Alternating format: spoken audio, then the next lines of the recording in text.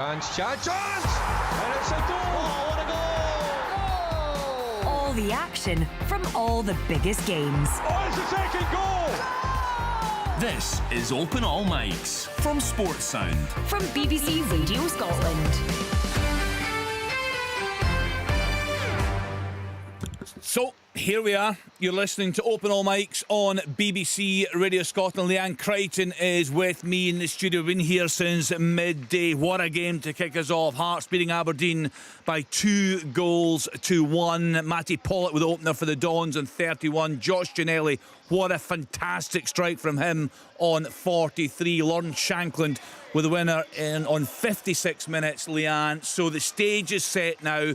St Mirren, they need a lifeline in terms of getting a European place. Celtic, I'm sure the players will be playing for cup final places, but there is so much focus on that battle at the bottom. That's where the focus will be today. Some cracking games across the country, no doubt about it. You mentioned the later kick-off as well, so it's never ending just now. It's the business end of the season. It's exactly what we love. So much still to play for.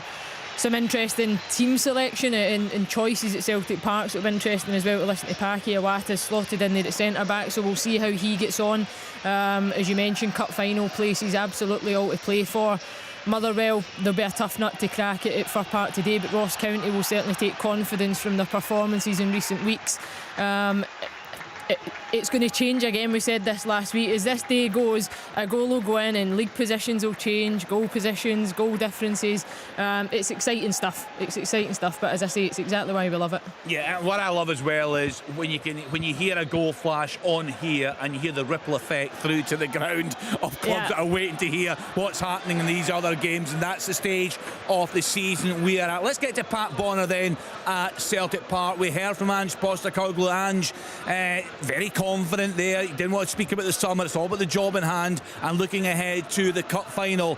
Pat Bonner, very interested to get your thoughts on last week. Just a bit of reflection there, because there are clearly some players that had their opportunity but didn't really take it. Yeah, and listen, they were out-muscled at times. I thought the press from Rangers high up the pitch caused them all sorts of problems, and they couldn't play through Rangers at times, although they did make three big chances in the game, and it could have turned it a wee spell during that period. I didn't watch it live. I just watched the highlights of it. I was missing last week in action, as you know, Kenny. So handed over the baton to somebody else. But anyway, it was still interesting when you watch the highlights that Rangers. I'm not sure if it was a mindset from Celtic, but they haven't played that well in the last number of games. They got over the line against Hearts. They obviously needed that big decision from the sending off to change the game slightly. So they'll be wanting to put a performance on today. And I know the manager, he said he took a week off this week, but he will be contemplating. And I know also that Dermot Desmond was over during the week, so they will probably try to think about next year also. But the players have got to step up and perform now in front of their own fans today.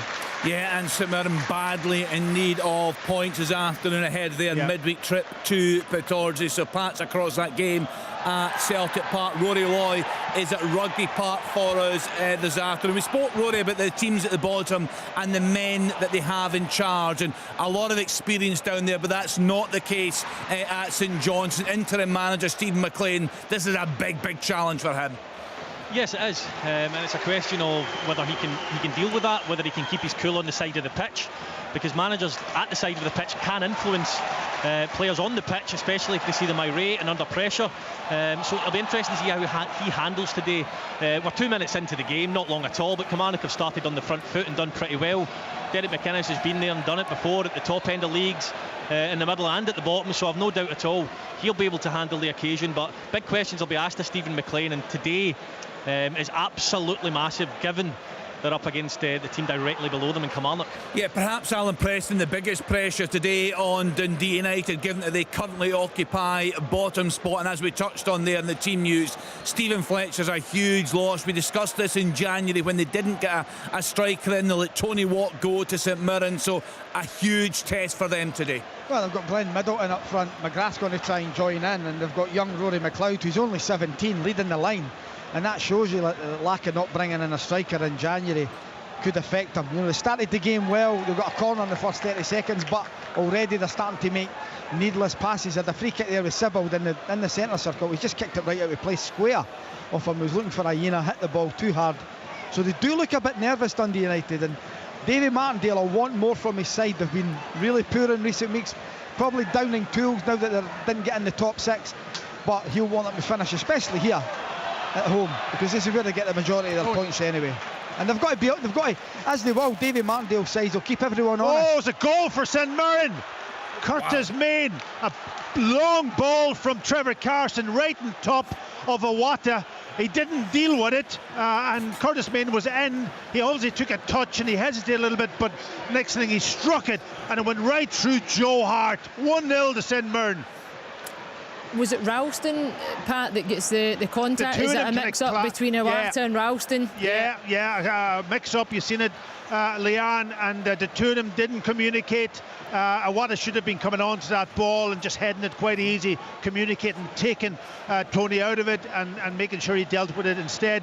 The lack of communication, but Curtis Main in behind. That's the second long ball that they played up on top of that Celtic defence, just testing them out, and they've got a reward from it right away. Curtis Main does really well, Pat, but Joe Hart as well is really questionable. His effort. He got beat low down in between his feet again. Really centrally as well. I think if Joe Hart saves that, you're really saying to Curtis Main, you've got to do better, because he doesn't really execute the shot too well. Cuts back inside lovely, but there's not a lot of force on it, there's not a lot of accuracy.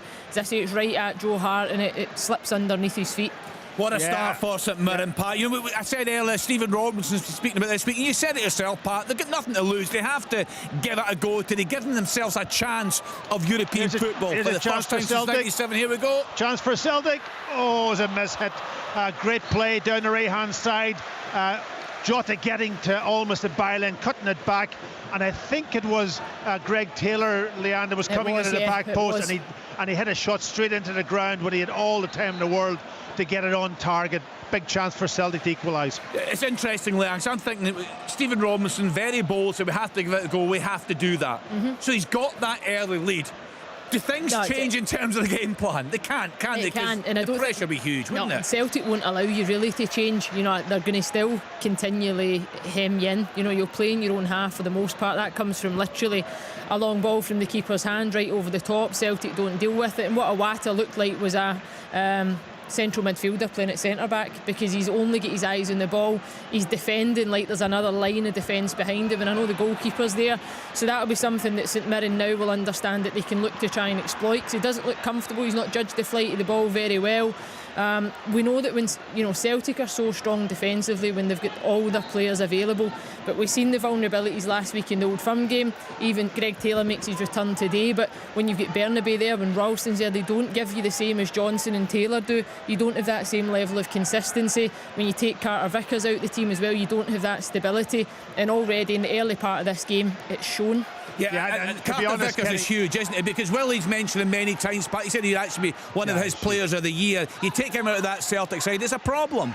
Yeah, there's no doubt about it. But they've made a lot of changes in that back line. Obviously, they made a change against Rangers with Barnaby coming in, and doesn't seem to have settled in to become a main player, that's for sure. A lot of them haven't played a lot of game time also.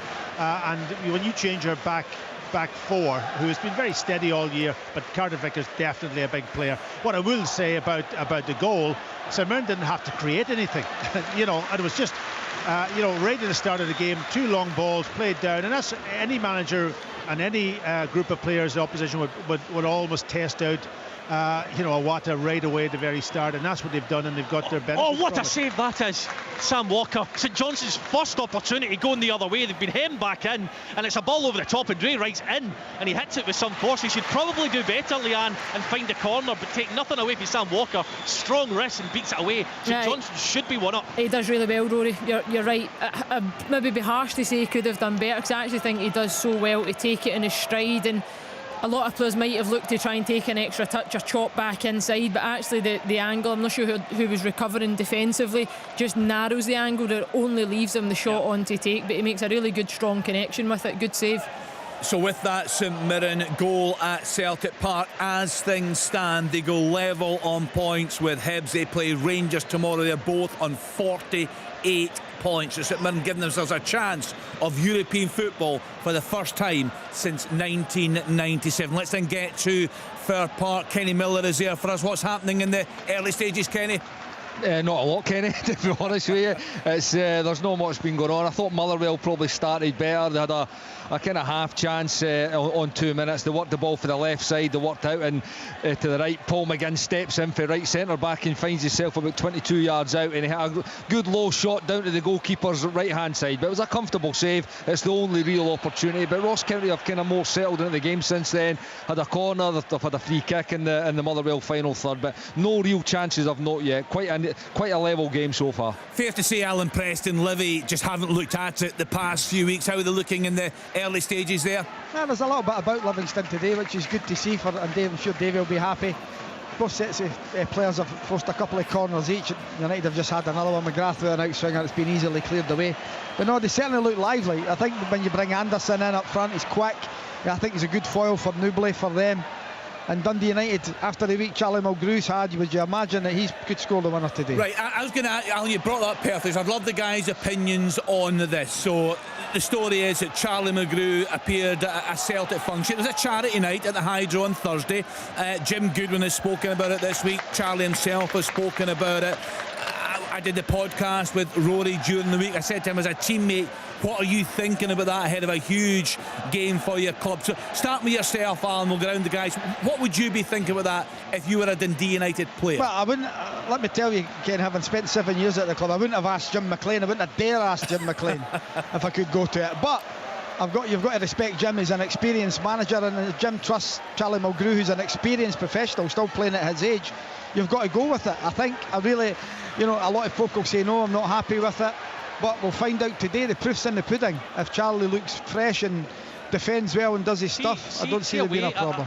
Away from that, Alan, he's got his Celtic scarf around his neck on Thursday. A team that's beaten his current team 9-0 earlier in the season.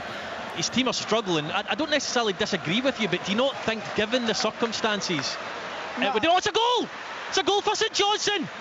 And I think Liam Gordon, the captain, the defending's terrible from Barty. Let the ball bounce from a corner in the box. It's a ball in from Gain Carey. It bounces and it goes all the way to the back stick. And I think it's Liam Gordon who nods it into the back of the net. It is Rory, yep. Yeah, it's defending leaving a lot to be desired. And St Johnstone go 1-0 up in a huge game.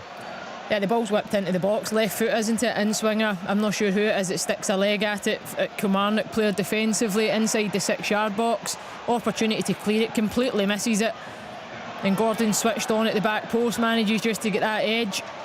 There's a bit of grappling right enough. We'll see if there's anything to be looked at here. Both players are at it right enough. Oh! Goal! It's changed again!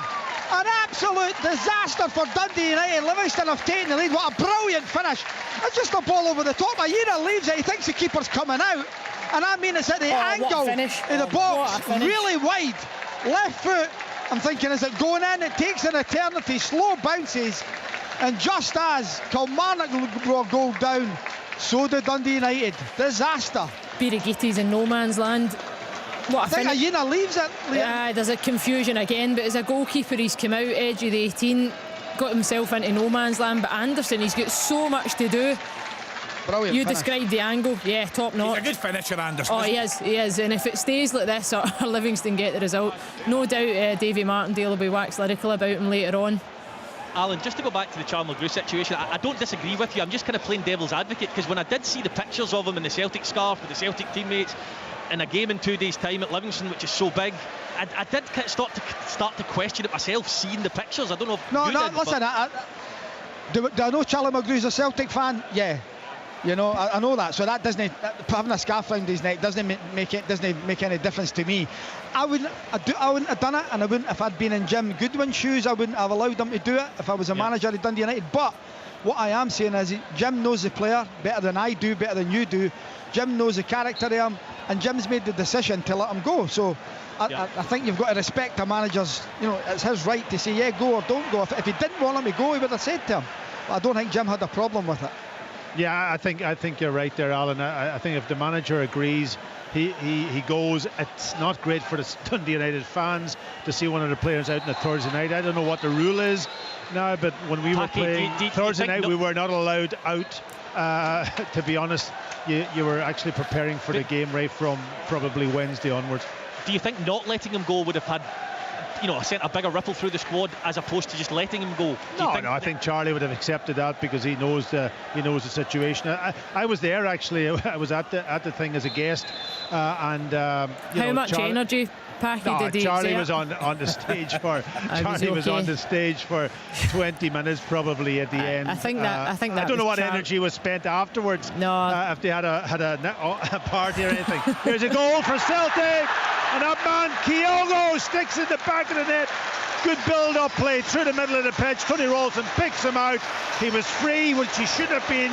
Opens up on his first touch and shoots across Trevor Carson into the back of the net to bring Celtic level. Leanne, you watched it. Lovely. And what I noticed right away is that Kyogo's actually orchestrating where he wants the link-up play to go. I'm not sure whose feet it goes into. Is it off Hatate, Pat, initially, the wee round the corner? Who plays the ball to Kyogo? I took my eye off the build-up because I was the build-up play is excellent. No, the pass breaks the lines. Kyogo's pointing round the corner. It's Hatate to Kyogo, and it's a brilliant excellent finish it? again. He just doesn't miss the chances, the different types of finishes, the power, the finesse. He's got it all, but it was a lovely move from Celtic. It's his movement. Listen, it's his movement always leading up to a goal. If you watch him, he's almost like lightning quick to get into the spaces and creating the space for himself. Like there was nobody near him within about 5-6 yards, and he had all the time in the world to take his touch and end the finisher right into the back of the net. Really good finish from him. He starts, Pat, though, inside to out, so Kyogo's almost centrally. He then peels off the shoulder, but as he's peeling off, he's pointing to Hatate. He's the player that should be receiving the ball. It goes into Hatate's feet and he plays it round the corner. He's 2 and 3 passes ahead all the time. His movement is absolutely world class. 2-0! Unbelievable. Dundee United are all over the place here. Hold on. Has the flag gone up? Nah, I think it might be a push up the far end, Leanne. Just getting a look at it now. Is it a handball? I think the referee's given a handball. It's up the far side for me. They had the ball in the back of the net. Does it look as if he's blown Allen before it goes into the back of the net? Because that'll be... they'll obviously look at it if the goal happened. And it was DeLucas that put the ball in the back of the net. But it's going to be checked. It is getting checked. The referee, we're not starting to play yet. Camera angles weren't great for us. Maybe get a better look at it. Ball. But Kenny, I think the phrase of the day is as we sit. And as we sit at the bottom of the league, St Johnstone are safe. Yeah, absolutely. It's come off, for me, it's come off DeLuca's left arm, I think, is it's going to be looked at. But for me, his arm's in by his body. It's almost a t-shirt line. It looks to me as if it's come off. Maybe the angle I'm looking at, it's not painting it in its best light, but it's not a great angle. I don't think that DeLuca's done much wrong, if I'm being honest. So still we wait. This just could that be a handball huge rule where again if you gain an advantage and it leads directly to a goal and whatnot. But no goal. No goal, is it? So that's ruled out. So just looking at the scores as they stand. So we kicked off at lunchtime. Hearts 2, Aberdeen 1, Celtic 1, St Mirren 1, Curtis Main with the opener for Saints on 4 minutes. What a finish from Kyogo on 14. Kilmarnock 0, St Johnstone 1, Liam Gordon on 11. Livingston 1, Dundee United 0. A defensive disaster for United. Bruce Anderson capitalising on 11 minutes.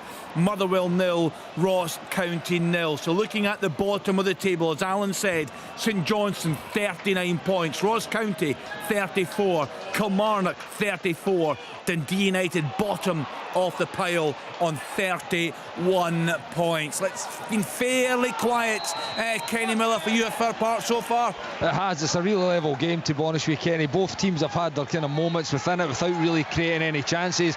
A lot of play in this middle third, kind of in the midfield battle. There's not too much action in either box. If anything, I would say maybe Motherwell are kind of just looking a little bit stronger at the moment. Obviously, they've got that man up top, Van Veen, with man drawn up. They're a handful up front. They're attacking at the moment.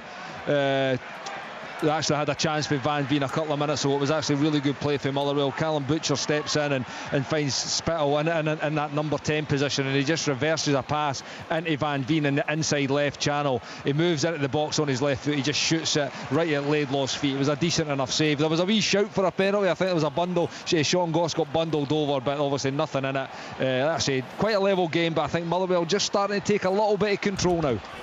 What's your assessment, Kenny, of Kevin Van Veen? So he's 31, he's 32 in 10 days' time, something like that. I mean, where could you see him playing? What level?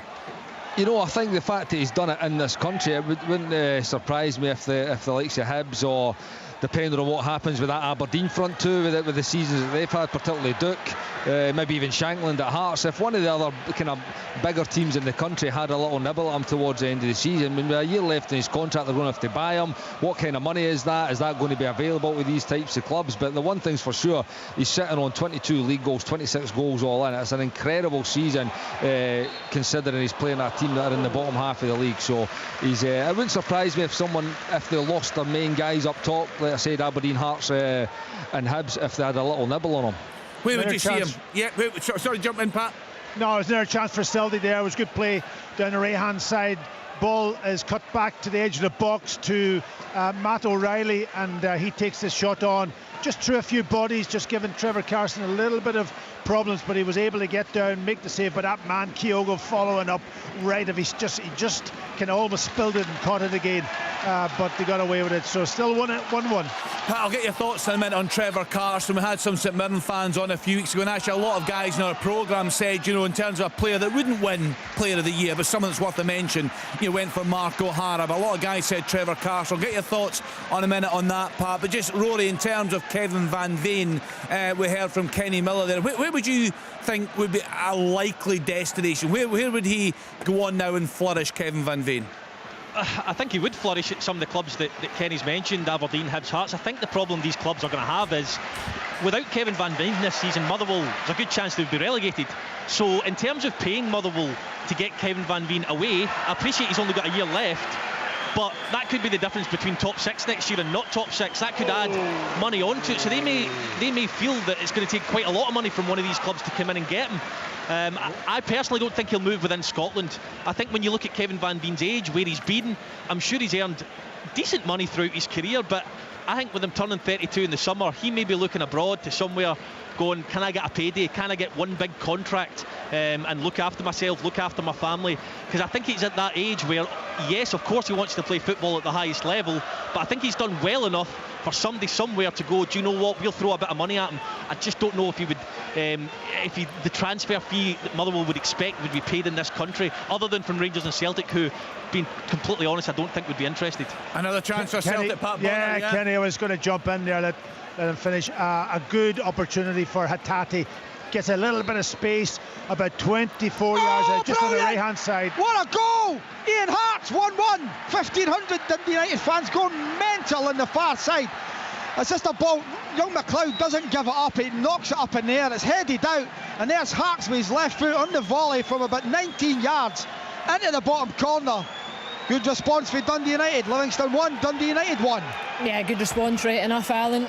Really good technique from Ian Hart, just to keep it on target. Those ones when they're dropping out there, you can either catch them sweet as a nut like that, keep it on target, or it goes rose ed and miles off. Could be a really important goal in the grand scale of things. And you look at that Livingston goal as well, that was disallowed for the handball. It could have been game over at 2-0. Now they're back in the game 1-0. Yes, a big goal for Dundee United there. Of course, missing Stephen Fletcher this afternoon. Pat, talk to us about Trevor Carson. Just looking here, he's moved around a lot, but he's had a terrific season at St Mirren. Yeah, listen, he's a really competent goalkeeper. He's an all-rounder, I would put it that way. He lacks maybe a couple of inches to go to the very top and maybe one of the clubs down, but he's had that horrendous injury also. To bounce back mentality-wise, really good. Picks up good positions. But just going back to that incident with Hatate, obviously he had the shot, went over the crossbar, but Trevor Carson was right out, giving Richard Taylor an earful, and he's obviously a leader within the team too, and he's not shy of putting his whatever he has to say to those defenders, because he was right out in his face, giving him abuse that he didn't go and close a Tatty down. So I like that in a goalkeeper. I like a leader at the back, and he's got those qualities along with all the technical qualities also. Yeah, he's had a very, very good season. Anything at all, Rory, from Kilmarnock? The goal's knocked the stuffing out of them a little bit. Vassell's holding the ball up well, but they cannot penetrate in that final third. The ball's going up there, but they're not really creating. Danny Armstrong, some nice touches and things, but far too far in his own half. He did have a couple of free kicks right on the angle, which were perfect for Daniel Armstrong. He underhit the first one, hit the first man, overhit the second one straight out the pitch. So that'll have been a disappointment. But St Johnstone have taken confidence from the goal, and they look the better team at the moment without really creating any other huge chances. We heard from Ange Postecoglou earlier, Leanne. He was asked about the climax of the women's season tomorrow. We'll have coverage across the BBC outlets. Yes, Alan? Oh, decent effort. Stevie Kelly, free kick, scored one a few weeks ago. A cracker, same end, just over the top of the bar. It's going to be terrific tomorrow. 3 teams in the mix for the title. We'll talk about it more later in the programme, but just your thoughts on it. You'll have faced all these sides this season. Yeah, really looking forward to tomorrow. Obviously the bottom half is played to a finish as well, which is all to play for between Hamilton and Dundee United to see who finishes off in the playoff spot. But at the top of the table, it's exactly where you would want the women's game to be now.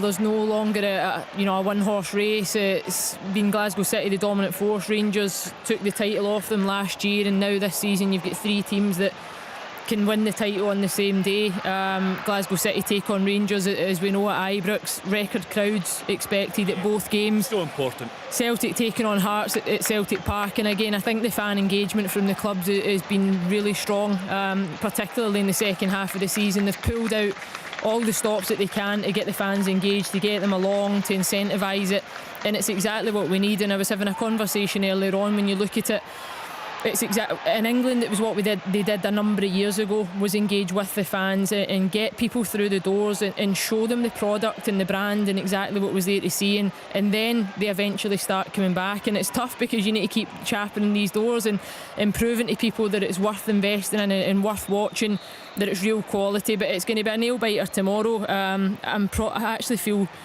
I would love to be in the thick of it, but I'm also relieved to a point that you can watch this unfold from the outside looking in. Of course, I've got that emotional connection to Glasgow City. I would love them and Leanne Ross to go on and win their first title. Equally, with Celtic, it would be their first ever title as well, which I think can be another watershed moment in the game for Scotland. The fact that one of the Old Firm clubs, one of our biggest clubs, would go on and get that title, and Rangers looking for back-to-backs, and actually on the verge of a treble, which is incredible because they looked out of it only a month or so ago. They've already got 1 cup in the bag. They could lift the title tomorrow, and they would round off the season with that Old Firm Cup final, as we know, on the 28th of May. So it's brilliant. The women's game in Scotland's in a fantastic place just now, and it's only going to get better and stronger in the World Cup, which I know Scotland are not there this summer, but I think when it's on the big stage and it's televised and everybody can watch the women's game and see exactly the brilliant quality that there is, it will only get better. Yeah, I think 20,000 at Celtic Park tomorrow. I mentioned this before. My daughter plays for St Mirren Ladies, and they've had the opportunity twice this season to play at St Mirren Park. And I know what that means to the players, I know what it means to the families, but also being there, young kids will be inspired by that. So it's terrific. And that climax tomorrow, you couldn't have scripted it. So we will bring you all the action across BBC Scotland on that. Should be a really, really exciting day tomorrow. Let's then get back to the men's games and get round the grounds. Let's get to Pat Bonner. The early shot was in the cards here, Pat, but we knew it was coming. And what a finish from Kyogo. Yeah, it was a great finish, and it put Celtic back in commanding position. They're controlling the game now, and the St Mirren's kind of almost sitting back, which I hope they wouldn't do, because I actually think that Celtic need oppositions to maybe almost press them a little bit more higher up the pitch, not sit back, because in this league, because when they do go into Europe, that's what they'll be tested, what teams come and putting pressure on them. Good run. And then you can see, can they build the game and play through them, around them, or beyond them, rather than just sitting back and allowing Celtic to control, because the more control they have in the game, the more chances that they will create, and with the forward line that they have, Kyogo and the team, there's that chance is always going to fall to him.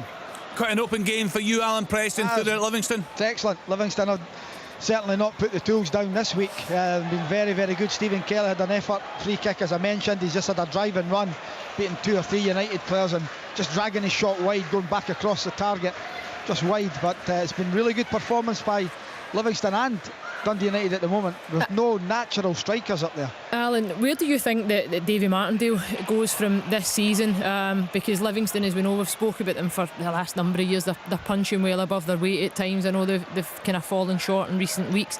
Can he keep doing it over and over again, keep recruiting those players that... Well, he's trying, but I think we've all seen in the last 24 hours Devlin's going to Aberdeen, so he needs to get a right back in. He wants a centre half in, as far as I know. Can they keep bids away from Newbley if someone comes in for him? I think Davy goes into the Championship and finds players, so you'll be probably looking at a right back possibly coming for the Championship somewhere into Livingston.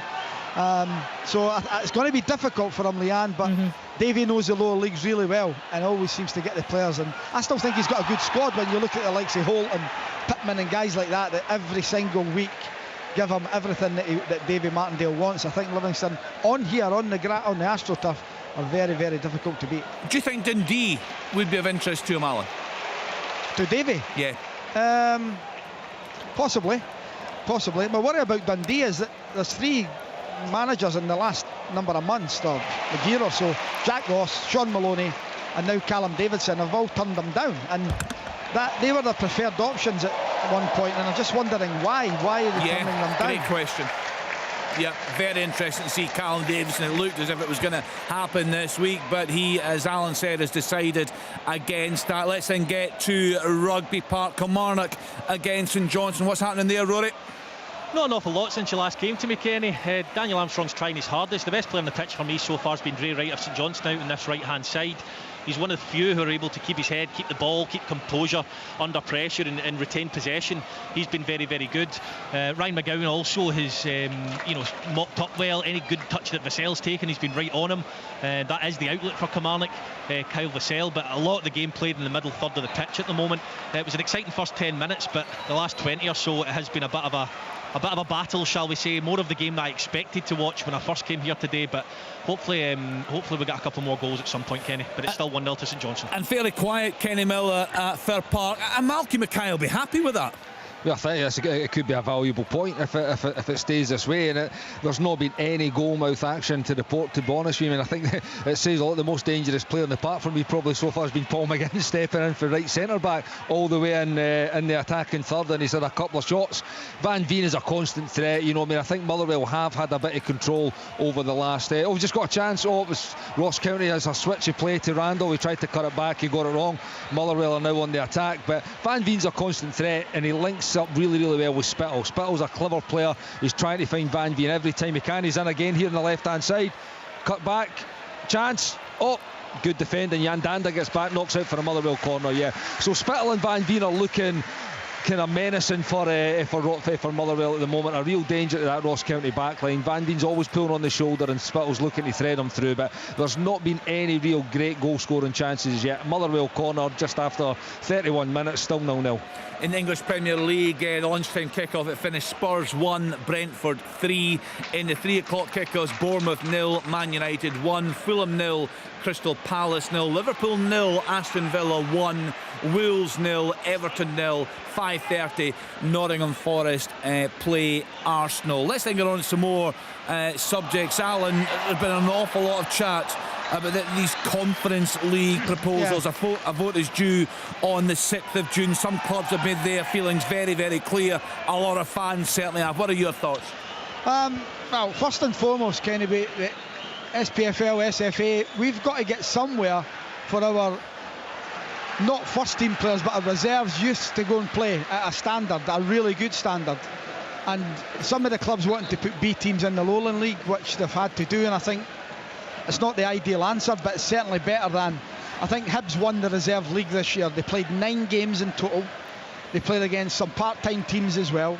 That's not enough for kids at 18, 19, 20 try to learn their trade. 9 games, that is it to win the reserve league. So we need to think out the box now. Oh my goodness, it's not when Ennis stayed out. Luke Chambers down the left-hand side. It's a fantastic ball out to him. He takes a great first touch, tees himself up. I think it comes off Remy Matthews' leg onto the post, out the other side, and I think it's David Watson sliding in, can't get the contact on it. That is, Rory. I have no idea how it's managed to stay out. Watson's no idea himself whatsoever. at it. Is there claims for something? I see players it looks around. like it, but I think that's why I stopped there. But no, I don't think. I think it's play on. But good play from Kilmarnock and Luke Chambers. I mean, I don't know if there's a lot more he can do. It's a great reaction save with his leg from Remy Matthews. Pops out to Watson, and to be fair to Watson, it's not a bad miss. It comes at him so quickly. He's just hoping it ricochets off him and goes in, but not to be this time. It remains 1-0. Kenny, just Selly Park here. A really good spell from St Mirren. They kept really good possession, lots of passing, eventually forcing 2 corners. The second corner, the ball fell to Richard Taylor at the back post. I don't know whether he was offside, standing offside or whatever, but it was a big chance for him, and he almost missed the ball, and Joe Hart fell on it. But good play from St Mirren. Still 1-1 though. Yeah, certainly giving a very good account of themselves. Kenny. Yep. Can I just say, just on the point that Alan was talking about, which I completely agree with, one big thing for me is, you know, I'm sat here at Rugby Park where I did my apprenticeship between 16 and 18, and when I was 16, 17, if you were doing well in the under-19s, you stepped up to the reserves and you played against whoever it was, and they played basically their bench from the weekend, the boys that didn't play, plus a mixture of the youth players, and it was a man's game. And a manager watching that game would know if you were ready or not. I just think the current setup, even if you're doing well, it's not a big enough indication for a manager to have faith in you to go, you're ready to play in my first team. And the gap needs to be bridged between players who should be ready to step up and the level they're playing at to prove it. Yeah, a chance for Celtic. Kenny, really good play again at the edge of the box, interlinking passes, and O'Reilly got in, had a shot, can almost deflected, and Trevor Carson got down low, off his hand, off his head, and wide, and he's kind of took a knock to his head, but it was a good save, good reaction save from Trevor Carson to keep Matt O'Reilly out. Brilliant effort from Christian Montano here, dancing feet at the edge of the box, goes by 3 players, left foot shot, keeper is rooted to the spot, and it just goes wide of the target. Yeah, Alan, just in terms of the clubs that will be affected if this goes through, your clubs in lower tiers. Yeah, there could be hundreds of clubs affected here, because and that's a major concern, isn't it? Oh, completely. There'll be a lot of junior sides, because I think they're looking at, well, I think Aberdeen are pulled out now, so you could be 3 B teams, then a mixture of Lowland League and Highland League teams, and then the rest would be filtered down accordingly. So it could affect up to 150 to 200 clubs, junior sides, etc.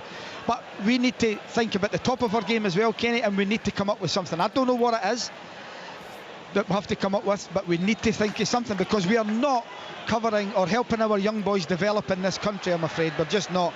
And we've seen it last week. Chick mentioned how difficult it is to get a young player of the year who's Scottish and under the age of 21. Very difficult. So, but they've got to be good enough as well. But our governing bodies in this country have to come up with something that helps develop our youngsters, and it's just simply not working. Alan, there's a real problem, and I know I don't want to just bring it into goalkeeping again, but young goalkeepers, how are you going to produce young goalkeepers in Scotland when they can't get into the first team? And then if you have to play a bounce game to give the second choice, an experienced goalkeeper, a game, how does a young player get in almost game time? Pat, it's a real problem. You know as well as I do that goalkeepers develop later. Craig Gordon, I get that. Craig Gordon was the exception, really, that a young boy. Craig Gordon was 19, I think, when Craig Levine gave him his debut, actually here at Livingston. But most goalies develop later and start play first team but Alan, later on. Alan, but then they get, Pat, then they get the longevity on the end of their contract, because they play longer. I know, but if you look at the stats of the top goalkeepers around Europe, anywhere, they have played, when they were 23 years old, they've played over 200 games almost in the first team. Courtois, look at the big ones. We have young goalkeepers now who are sitting on benches up to 23, and they've been lucky if they played 20 games. Yeah. 20 games. So how do you develop all your decision making, all of those things is critical for you reading the game. It's not about just making saves, it's about how you dominate defense. We're talking about Trevor Carson and so on. He's had to move around loads of clubs to get game time, but young players now don't get game time, so we played in the reserves, we played tournaments abroad then to back that up, and the reserve football was really, really strong in our day, and young players were getting that opportunity, and we're missing. I think Scotland's missing that. I would agree. We used to that's play. The point I was making, Pat. Absolutely, and a manager's watching that and going, this is enough for me to go, right, he deserves a shot. Whereas the level they're playing at the moment, if they play well, I'm still not convincing a manager to put them in the first team. No, and the problem slightly is that players don't want to play reserve football too. You know, we were made. Of course. When we were at so let's just say Dundee United with Livingston are playing here today. The reserve fixture would be at Tannadice at the same time with the players that are left out. Now, because it's gone to so many chance. Oh, it's a big chance for St Mirren. A great play around the edge of the box, lovely interchanging passes. I think it was Bakus that got on. I'm trying to think who got on the end of it. No, it wasn't. It's Ryan Strain. It's Ryan Strain, the right back, right up in the box, wasn't it? Great move. Brilliant move, and Joe Hart, I don't think he had much opportunity, but he just to palm it out into the path of Ryan Strain. He should have scored. I thought he lost his footing, Leanne, did he? It's just a defender in the box. It falls to the wrong person. I think a striker is instinctively watching it, expecting and anticipating it's going to come back off Joe Hart, whereas I think Ryan Strain's looking at it thinking, that's a shame, the goalkeeper's going to gather it, and he makes a save and he just can't adjust his feet quick enough to then get the shot on target. But some really nice stuff from St Mirren, certainly. Curtis Main, I think it was linking up the play in this occasion. Yeah, what they're doing, there's a long throw into the box, just see what happens here. And again, it's coming back, and again, chance for St Mirren. There's Curtis Main, heads it, back of the net for St Mirren. I'd maybe checked, he may have been in an offside position, I'm not 100% sure, but Celtic failing to clear the ball. They had 2 or 3 bites at it, and eventually Joe Shuckness just heads it into the box. It was cleared out and back in again, and there was Curtis Main to head it past Joe Hart into the back of the net to put St Mirren 2-1 up. I've not seen it, Pat, to see whether it's debatable with being offside or not, but what a throw in from Shaughnessy. It's a great asset and weapon to have in your team. Yeah, they're just checking the goal for offside. I think it's tight. It's really, really tight. It looks like is it Callum McGregor's foot might just be playing him on. That's how tight it is. I'm just looking at Curtis Main's right foot, and I just thought, is it possibly just a fraction ahead? We'll see in a second. We'll get the lines on it. Celtic just couldn't clear their lines properly, couldn't they? They had 2 or 3 bites at it to get it out of that sort of almost centre, in round about the penalty spot, and they just couldn't get a proper clearance on it. But the fair play to St Mirren, they kept it alive, and that marked Curtis Strain standing all on his own to head it into the back of the net. Is that Callum McGregor's foot just? Yeah, I think he's just on. Yeah, I think you're right, Kenny. It's just the right foot, isn't it? Just extended behind him as he takes the stride. And it might just have played Curtis Main on. It's very, very tight, as you can see by the margins again. Here. Yeah, we've seen it earlier with the Lawrence Shanklin goal as well. When you looked at it, it probably looked tighter than it was, but actually he was well onside. He was bang on. Huge moment here. Obviously, just come here and scored 2 goals, and they've had a lot of possession in the last sort of 10 minutes. There was a period when Celtic were dominating, then St Mirren dominated and got themselves high, and they're pushing those wing backs really high, and that's causing Celtic a few problems, as forcing obviously the Celtic's wingers to come back and try and deal with them, and they're not able to. It's a long wait, Leanne, for an offside, isn't it? Yeah, it definitely looks onside, if I'm being honest. I'm not sure what's taking as long. Whether it's on or off, it shouldn't be too difficult to work out. Still, we wait. Got the lines out of it, I'm sure. It definitely looks like it's McGregor's goal. foot. It's a goal. 2-1 for St Mirren. And a double for Curtis Main. Celtic really sloppy at the back today. Kyogo brought them back into a terrific finish on 40 minutes, but Curtis Main on 4 and 39 minutes. I guess the key now, Leanne, is for Saints to hang on to half time and give them something to defend in the second half. The thing defensively, Pat, sorry, when you're looking at this, every Celtic player has almost got their eyes fixed on the ball at the edge of the box. They're completely caught ball watching. Callum McGregor gets the initial header. I think it's then Mark O'Hara that puts it back in the mix, but no Celtic player is really thinking to pick up players. And Curtis Main's still a threat. There was another couple of bodies in there. There was 3 or 4 St Mirren players still on the front foot. Really naive defensively. Yeah, and Leanne, that's what happens when you change defenders. Untidy. You put people in, they're not used to the position, haven't played there for a while. Their decision making is poor. They don't take commanding positions and take the lead and go and clear things, and that's what causes and it creates opportunities, and if you take them, you're going to lose goals. I even think when you move Starfelt, you know, he's a player who's shown a good level of consistency for me this season when he's played alongside Cameron Carter-Vickers. Last week he played in the right hand side alongside Kobayashi, and today he's back to the left hand side alongside Iwata. It's probably, you know, the level that Celtic are playing at. Oh, he's cut the outside of the post. It's a beautiful ball in from Armstrong, I think it is. It's beautiful play by Christian Doidge. He pins Liam Gordon, takes a lovely touch with a mid-drift, lays it off to Liam Donnelly, who pings it across the goals. Ronnie Matthews stands and watches. Catches that sweet, Rory, doesn't he? Oh, it's a good strike, isn't it, Leanne? If that nestles in the bottom of the corner, it's a brilliant strike. Does really well, controls it. Lovely, as you say, outside of the boot, just a bit of zip on it. Good move as well. Just a chance here for Celtic again. That man Curtis Main doing his defensive kind of duties at the back post. I thought he could have let it go and it would have went it wide, but it was a ball just played across the goal, I think it was just gone outside the post about a yard, but Curtis Main kept it in play but cleared his lines. It could have went anywhere. Yeah, he's having some afternoon, no doubt about that. Half-time approach. Just Kenny Miller, just briefly. Actually, Leanne, is something. I think there's an injury for Park. I don't know if we've got Kenny or not, but it looks like Payton has picked up a knock. Has he had to go off? Payton's Kenny went off. Yeah, Payton's off and Cornelius on just before half-time. So just he a must muscle be strain or something. I'm not sure. He just went down. It wasn't under any real contact. He just went down in the middle of the pitch and signalled to the bench. He was toiling, and clearly he must be maybe some kind of muscle injury, because they're not even having a look at half-time, which is only a minute away. So yeah, Payton's off, Cornelius on. Still goalless here. Kenny, that looked naughty from David Watson. He's red card, David Watson. It was my initial instinct when I first saw it. Lunged, straight leg. Leanne will be able to see better, but it was my first instinct that it was naughty. And the youngster, who has been good in the game, to be fair, especially over the last 15 minutes, is going to walk in. It's the other youngster that he's done it on. It's Ballantyne, Cammy Ballantyne.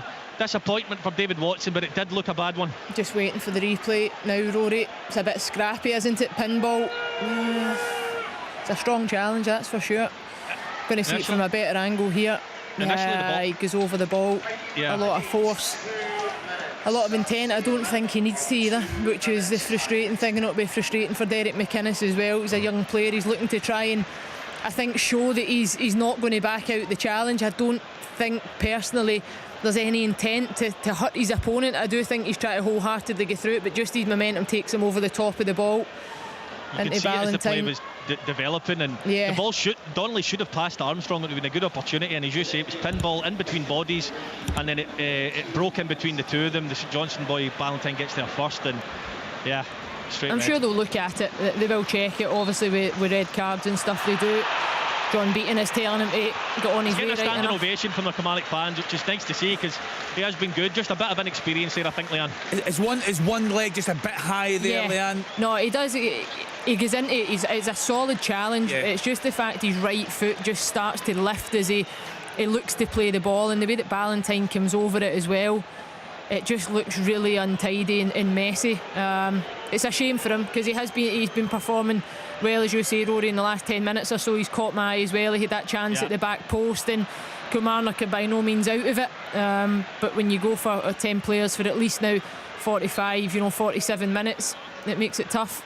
It's swung the game as well, Leanne. St Johnstone have been on top for spells. Kilmarnock, Dre Wright's falling out the game now. Kilmarnock are good. It's been an entertaining game, but it's a disappointing end for David Watson, that's for sure.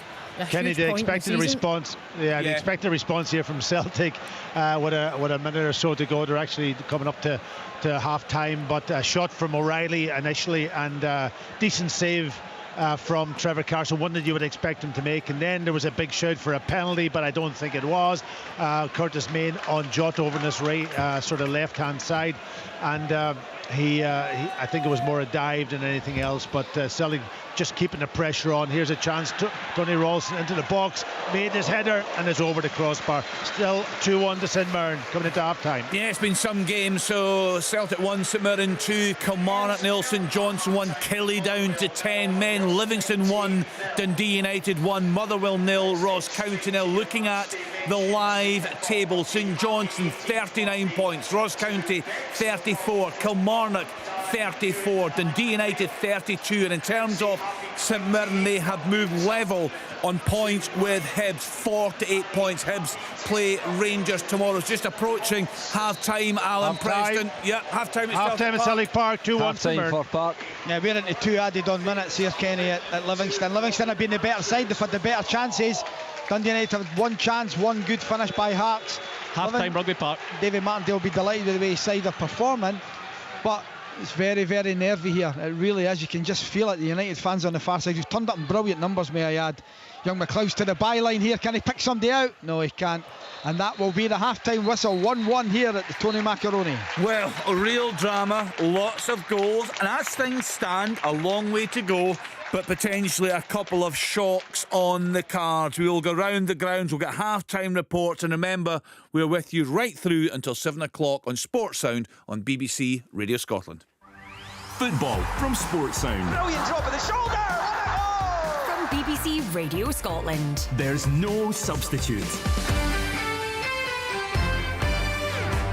So we kicked off on Sports Sound at midday. It was a 12:30 start at Tynecastle. Hearts coming from behind to beat Aberdeen by 2-1. Matty Pollock with opener for the Dons on 31 minutes. Do not miss Sports Scene tonight. Watch Josh Ginnelly's equaliser on 43 for the Jambos. Lawrence Shankland with the winner on 56 minutes. Stephen Robinson, he's been saying all week, this was a game they had to go for. They had to win today, he felt. They were going to be very open, very attacking at Celtic Park. That, of course, comes with a lot of danger. With this Celtic side, they can just pick you apart. But so far, so good for Saints' Pat Bonner. Yes, it's been a really good performance from St Mirren. And a shock result, you could say 2-1 up. But they started off very early in the game playing long balls from Trevor Carson just to test out this Celtic defence, and they got the reward from a ball just played long, and Awata and Ralston got into all sorts of a mix-up, and Curtis Main in behind, free on a 1v1 situation with Joe Hart, and doesn't really connect too well, but hits it low into Joe Hart's feet, and it goes into the back of the net, put them 1-0 up. Celtic did react. They got their goal equaliser through. Kyogo just laid into his pass from Atati, and bang into the back of the net. He was never going to miss from that position, and that put it 1 each. And then on 41 minutes, again Celtic just failing to clear their line. Celtic had a good dominance, or St Mirren had a good dominance of possession just before that, creating a few corners. You could see it coming, and just a ball played in eventually into Curtis Main, unmarked, to head the ball across Joe Hart into the back of the net to give it 2-1. Celtic had shots. They had O'Reilly had a couple of shots, had Tati a shot over the crossbar, but not a vintage display by Celtic, and St Mirren deserved a 2-1 lead. So thank you to Pat Bonner there at Celtic Park. The away side with the advantage. The away side very much in control. The game at Rugby Park, Rory Lloyd. Yes, indeed. I did think coming into this one that both sides would be hastened to lose it, and it may make for a bit of a scrappy game, but it's been thoroughly enjoyable. Moments of quality at different parts of the half. The first coming on 7 minutes when Dre Wright was put 1-on-1 with the keeper. A good, strong volley was well saved by Sam Walker. Then came the opening goal to make it 1-0 to St Johnstone in 10 minutes. Liam Gordon at the back post from a Graham Caney corner. The ball bounced when it shouldn't have in the Kilmarnock box, and Liam Gordon stooped low, and the captain headed his team into the lead. It took for the 33rd minute for Kilmarnock to have the first real chance of the game when Luke Chambers smashed a shot off Remy Matthews' leg and onto the post, and the rebound couldn't quite be turned in by David Watson, who was later 10-11 minutes later sent off for a wild lunge on Cammy Ballantyne. Looked the right decision at the time. I would have to see it again. John Beaton was getting booed off the pitch by the home support, but I think when they see it back, it's not that bad a decision from John Beaton. If anything, it was the correct call. There was a chance as well for Kilmarnock later on in the half as Donnelly pinged one off the outside of the post. There is plenty for Kilmarnock to be happy about in that first half. However, they need to do the second half now with 10 men in a critical point in their season. Can St Johnstone hold on? Will they go for another goal? Will Kilmarnock come out all guns blazing? I'm looking forward to finding out. But at half time here at Rugby Park, it is Kilmarnock 0, St Johnstone 1. Yeah, big second half ahead there. Also a very open and entertaining game for you, Alan Preston. It's been brilliant. It's Livingston 1, Dundee United 1, Kenny at half time.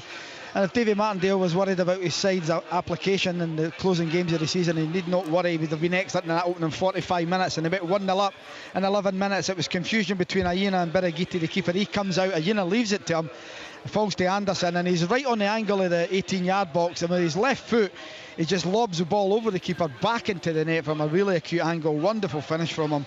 De Lucas then had the ball in the net, but it was ruled after a VAR check that he handled it in the action of putting the ball into the net. But United equalised in 21 minutes. Young McLeod didn't give a ball up, knocked it back up high into the air.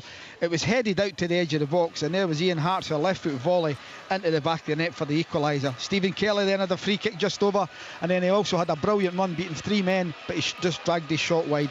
Montano as well, dancing feet at the edge of the box, just shot wide of the target. Dundee United not really shown a lot in the attacking third, but Livingston should be further ahead. But the half-time score, Livingston 1, Dundee United 1. No such excitement or drama for you at Rugby Park, at Fir Park, Kenny Millett?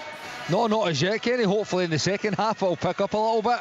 It's been quite a level game. If anything, I would say Motherwell have probably just edged it. There's been half chances for McGinn, for Van Veen, from Casey from a corner. Up the other end, you've had a wee kind of the only chance of any note for Ross County. Samuel tried to find the bottom corner, but it found its way past. Ross County came back in it a little bit towards the end. They had a kind of little runny 2 or 3 corners where they kind of put it in, but nothing came of it. So hopefully it'll pick up in the second half. There'll be more goal-mouth action. The one thing I would say, I do think that like the biggest threat on the pitch is that man Van Veen. I think his link up with Spittle, they're always looking for each other. They're always, particularly Spittle's always looking for that movement for Van Veen, who kind of lives on the shoulder of the Ross County backline. So that'll be the kind of main route, I think, for Motherwell if there's going to be any joy in the second half. But at the moment, Malcolm Mackay might be happy with the point, with the results at the other stadiums. It all comes down to the final round of fixtures. You have 3 teams who deserve to win the title. Glasgow City, they have so much history in women's football. Resurgence here could keep them en route for the title. Rangers, who had the title last year. And what a way for Rangers to open the scoring on a big afternoon. And then Celtic are in excellent form. Celtic's title hopes alive again. The Scottish Women's Premier League. Now is the time for us to make history. Tomorrow from 4. This title race goes down to the final day. Rangers versus Glasgow City. Watch on BBC Alapa. Celtic versus Hearts. Online at BBC Sports Scotland. We kicked off at lunchtime on Sportsound. A big win for Hearts, beating Aberdeen by 2-1. Let's now get reaction from the Hearts interim manager Stephen Naismith. He was speaking with our reporter Brian McLaughlin. Stephen, quite incredible 100 minutes this afternoon. Congratulations on the win. How do you feel? Happy that we've won the game. Happy that we came from a goal behind to win the game, and happy with, again, the amount of chances we've created. I said from day one that I wanted an attacking team that will cause teams problems and cause more threats than they do, and today's an example of that. I think we have another 30 odd shots on goal. Their goalie keeps them in it in the first half in terms of the scoreline. But on top of that, the biggest and the most pleasing thing for me is that there is a clear style developing, and that's what I've said. I want something here that is longer term. I want something that would last and create an identity for a club who is crying out for one of them. And today was another step in the right direction for that. By playing that way, you certainly give the opposition opportunities. And by going the goal behind, there didn't appear to be any panic though, and there was no change in the way that you wanted to play. No, I think if you've got a real belief, and I think it was our doing that gave them the chances. It's not as if we'll go into every game and we're going to concede. I wouldn't like us to concede as many chances as we did, but I think when you really believe in something, you need to back it. If you don't back it, the players won't buy into it. And we've spoke about calmness a lot, and how game management is something that as a player, you need to recognise the game from the first whistle and for 45 minutes, for 60 minutes is the same game. The last 15-20 minutes of the game is a totally different game because Aberdeen changed their system. They be more aggressive with their attacking players, and we need to adapt to that. So it's a constant learning curve to have more control, to deal with the different changes within the game, and ultimately you want to dictate the game throughout the 90 minutes in the different ways you can. So that was Stephen Naismith there with Brian McLaughlin. Brian also spoke with Aberdeen manager Barry Robson. Barry, what a 90 odd minutes it was. What was your take on it? It was a difficult game for us for a start. We knew that. We've came down here. Hearts need to win the game. We've got the crowd behind them. Thought the first maybe 5-10 minutes we started all right. We actually pressed them quite well high up the pitch. Then they came into the game, had a few chances. Really difficult game for us to come down and perform, but second half was a bit tighter, and I think it was a good old probably what would you call it, just a slog in the end for both teams, just going toe to toe. In terms of obviously going a goal up, disappointment not being able to hold on till at least half time? Yeah, I think we had a great chance in Matty Pollock. We could have went 2 up. Obviously the penalty incident that probably everybody will speak about, that I've not seen back, but to be fair, we don't count on VAR here at Aberdeen because it's never really come up for us, so we don't count on that. We just try and play our way and try and win games. Possibly go against you as well for Hart's second goal, potentially offside?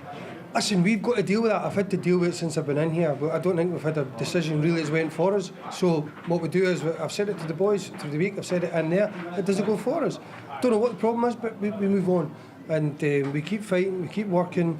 I'm pleased with them. We come down here with arguably your 3 biggest players out of the team. We lost Hayden Coulson this morning as well.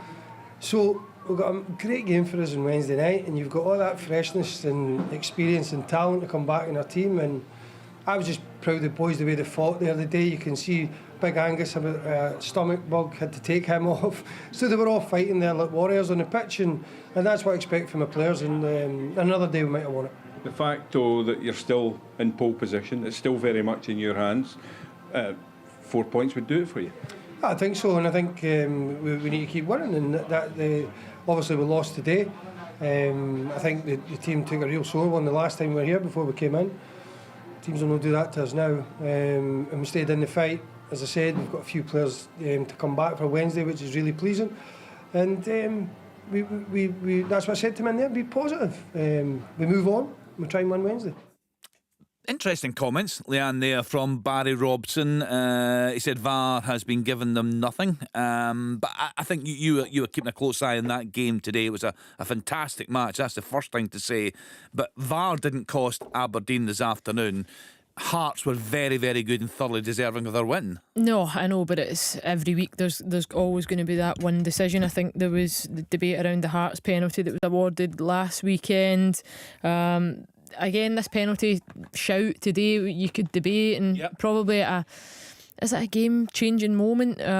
Thinking back over it, possibly the timing of it. So if you're Aberdeen and their fans and staff, and you look at it, you will find ways to state that you felt it could have been a penalty, the same way the referees have looked at it and found a way and evidence to justify that it's not a penalty, and the decision's been made. But ultimately today Hearts were the better side for me. We spoke about that throughout the game. We spoke about that in the debrief after the game.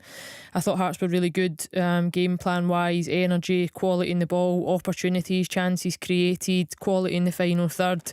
They were well worthy of their win. So VAR's always it's never far away from that throwaway comment or that reason, because it's there and it's present in the game and how the game's played just now. So Aberdeen, Barry Robson, he's sounding fairly positive though, which is what you would want from your manager. He's filling the players with confidence. You go to that midweek game, you bounce back. I think you will recognise and understand that he's got key players missing. He's mentioned McDonald there was carrying a bug as well, and that's the reason why he's come off and then had to change the shape and stuff. So they probably feel like they've given everything that they could have done today, and that's almost what he's trying to get across. And looking at the bottom then of the table, Leanne, St Johnstone 39 points, Ross County 34, Kilmarnock 34, Dundee United 32. It could have been so much worse for United.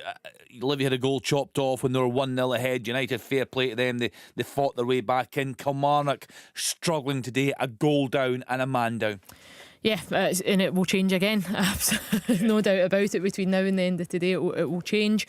The big one is probably at Rugby Park. The fact that Killie are now down to 10 players, that could be telling. We've looked at, we speak about the stats all the time, the home form that they've produced. Rory touched on that at the top of the show before the kick-off came today, the amount of points that they've picked up at Rugby Park. But it does become much more difficult when you've got that, the opposition's got that player advantage, certainly. All to play for, still all to play for, regardless of the scores, that's for sure. All the action to come right here on BBC Radio Scotland on Open All Mics. All the grounds, all the goals, all the news. This is Open All Mics from Sports Sound. From BBC Radio Scotland. Welcome to Open All Mics on BBC Radio Scotland. Sports and with you right through until 7 o'clock this evening. Some new guests will join us at 5:30. We'll hear from fans of various clubs. Once again, plenty of talking points. Just looking at the score lines in England this afternoon. The lunchtime kick-off at finished. Spurs 1, Brentford 3. The 3 o'clock starts. Bournemouth 0, Manchester United 1, Fulham 1, Crystal Palace 1, Liverpool 0, Aston Villa 1, Wolves 1, Everton 0. Everton deep in trouble. 5:30, Nottingham Forest against Arsenal. Let's then get around the grounds in Scotland. Let's get to Celtic Park and join Pat Bonner. Just about to get underway there, Pat. Yeah, just kicked off, and Celtic will have to react here. The fans weren't happy at half-time. They haven't seen the performance that they expected. And they will have to pick up St Mirren. I did say deserved, maybe quite not deserved, but certainly they had their well worth their 2-1 lead at half-time, and the way that they've gone about this game early on, putting Celtic under lots of pressure by knocking that ball up and testing out that sort of almost new back four, and Awata going in there was a big decision to make, and I just wonder whether he's not happy with Kobayashi, or you would expect him, if he's going to try to get him into the team, that now is the perfect time to play him, isn't it? And he's put him onto the bench and played somebody else, so he may say it's giving everybody a game, but I'm not 100% if he's happy with the way things. There might be an area where Celtic will have to go and strengthen. Also, young Stephen Welch has been unlucky. He's just got injured when Cameron Vickers went to get his operation and just couldn't play. And I'm sure Stephen Welch would have been getting into the team. Yeah, it's an interesting one, Lang. We talk a lot, and rightly so, about the attacking threat of Celtic, the amount of goals they score, but sometimes it's when a player's taken out that you see the value of them, and Cameron Carter-Vickers has been outstanding for Celtic this season. He's a big loss. Yes, he's a huge loss. He makes it's the art of defending. He makes it look easy, really simple stuff. You don't often need to speak about him, and that's simply because he does his job. He does it really well. He makes players around him much better. Penalty for Ross County. Oh. Samuel kind of tries to bundle his way through. I thought there could have been a penalty shout on him. He tries to get a shot off, it breaks to Randall, and he goes, and it looks very soft. But what I'll say is, it breaks to the back post, and there's actually a really good goal scoring chance. But he definitely blows the whistle before he takes the shot. I think subsequently hit it over the bar anyway. But we've got a penalty as it stands here. It will be getting checked. It did look soft. It looked like it was a foul on Randall. Here is a brilliant chance for Dundee United. You're talking 25 yards out, free kick, smack bang home in the middle. McGrath for the right foot. I think it'll be Middleton for the left. Chance for United. Oh, hits the wall. Dundee United come out the second half, but Livingston have made a change. Omiyonga comes on for Shinnie, and just on an interesting note, as we seen yesterday, Nicky Devlin looks like he signed for Aberdeen. He is now no longer the captain of Livingston. It's Sean Kelly today. Yeah, he's a decent player. Great energy, I'd have to say. Nicky Devlin. What a chance! Yes, Pat. Oh, what a chance for Curtis Main to get his hat-trick. Great bit of play down the right-hand side against St Mirren, dominating at the start. They get a full wing backs high up the pitch, and straining this in, picks out a brilliant ball to the back post. and Curtis Main gets above everybody and gets a decent header, and it just goes about a 6 inches by the post. Big chance for St Mirren. St Johnstone to be 2-0 up here at Rugby Park. Graham Carey on that trusted left foot, but 7-8 yards from goal. Sam Walker guesses correctly, makes the save. It was a lovely 1-2 between Carey and Ballantyne. He laid them right in front of goal, and I'm thinking, put your laces through it, because he's got great power and technique. He tries to place it, Sam Walker reads it, telegraphs it, saves it, and it remains 1-0, but it really should be 2-0, just as Liam Donnelly had to hobble off injured and has been replaced by Alan Power.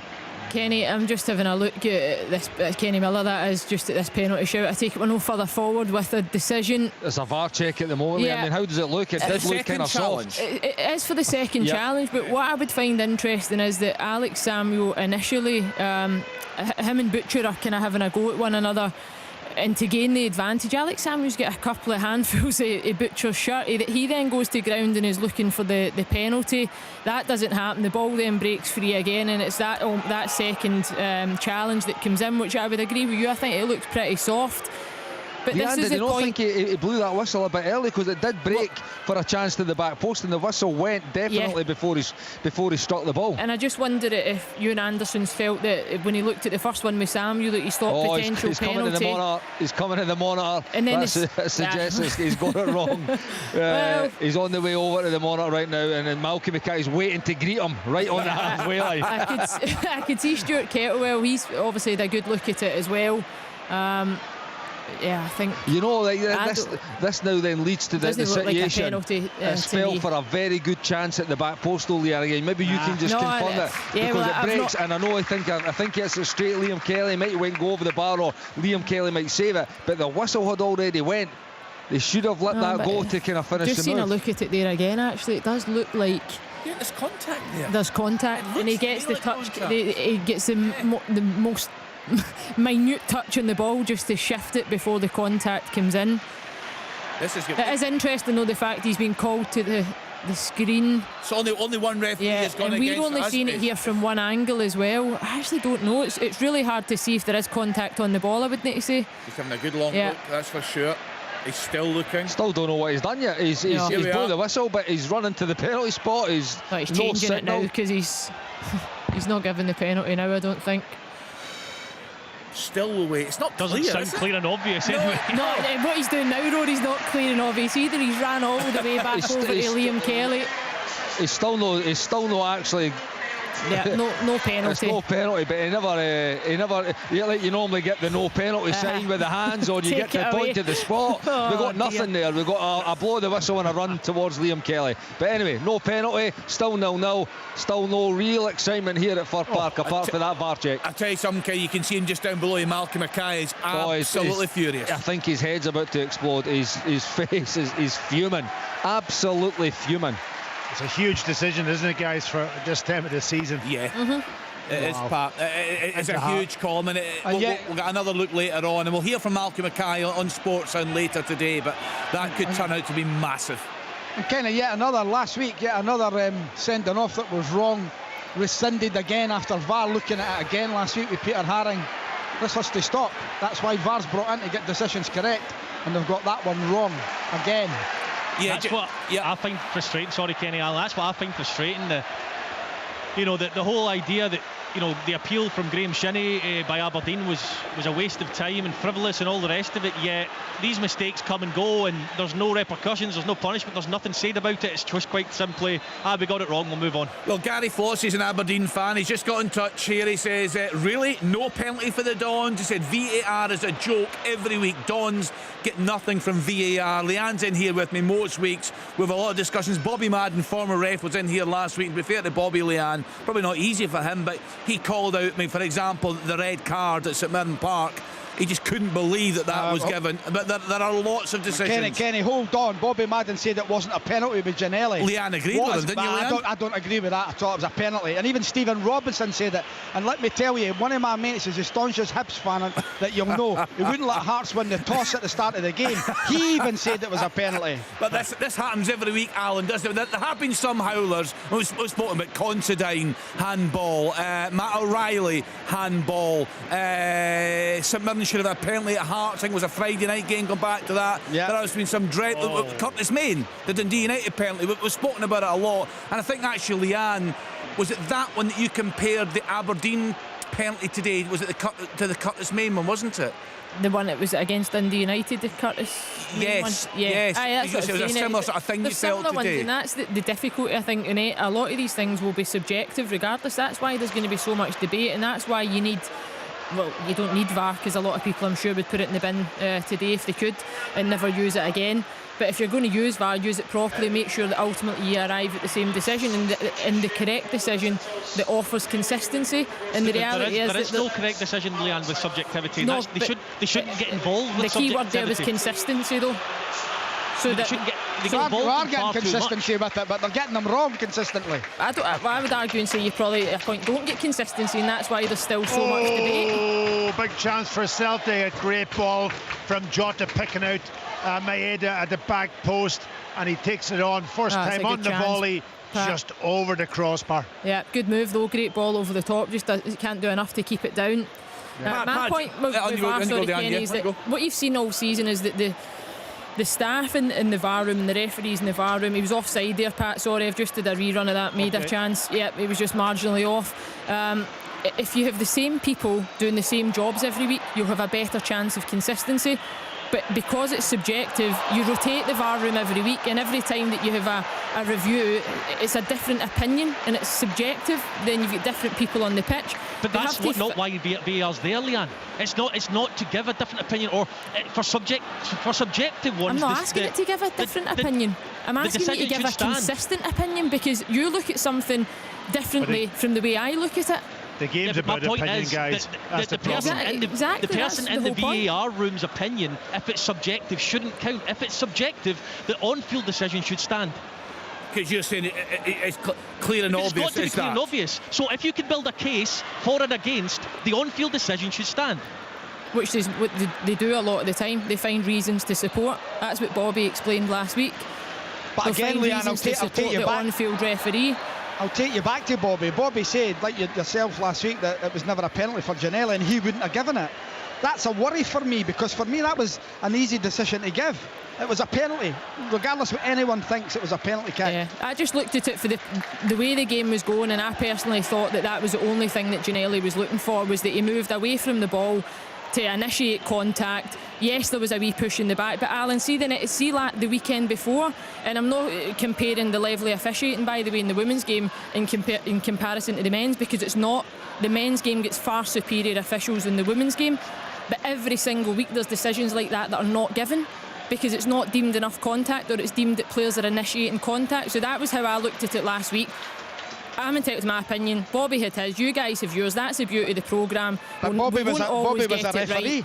Bobby was a referee. Wouldn't have given that. But and he also said though that his style of refereeing was probably different and a lot of the times frowned upon by other referees. And I'm not defending Bobby Madden, because Bobby can defend himself. Criticised him as well for the career that he's had in the game. No, but I was, as I said to him when he first came on the first time, he gave 3 penalties in 45 minutes. Motherwell there, at one point. Absolutely. Spittle in the inside left channel. He should really take it forward and have a shot himself, but again he tries to find Van Veen, gets the pass all wrong, and the Ross County defender. Big chance there for Motherwell to go 1-0 up. Alan, did just you see to break that discussion up, guys? Yeah, no, sorry, I was just going to say, Alan, because it was a penalty, by the way. So you're not breaking it up, you're just adding fuel to the fire. Well, I'm just throwing the grenade in. Right. I'll talk about the chance anyway. Pat, I just want to come back to you in terms of the chance that Curtis Main had for the hat-trick.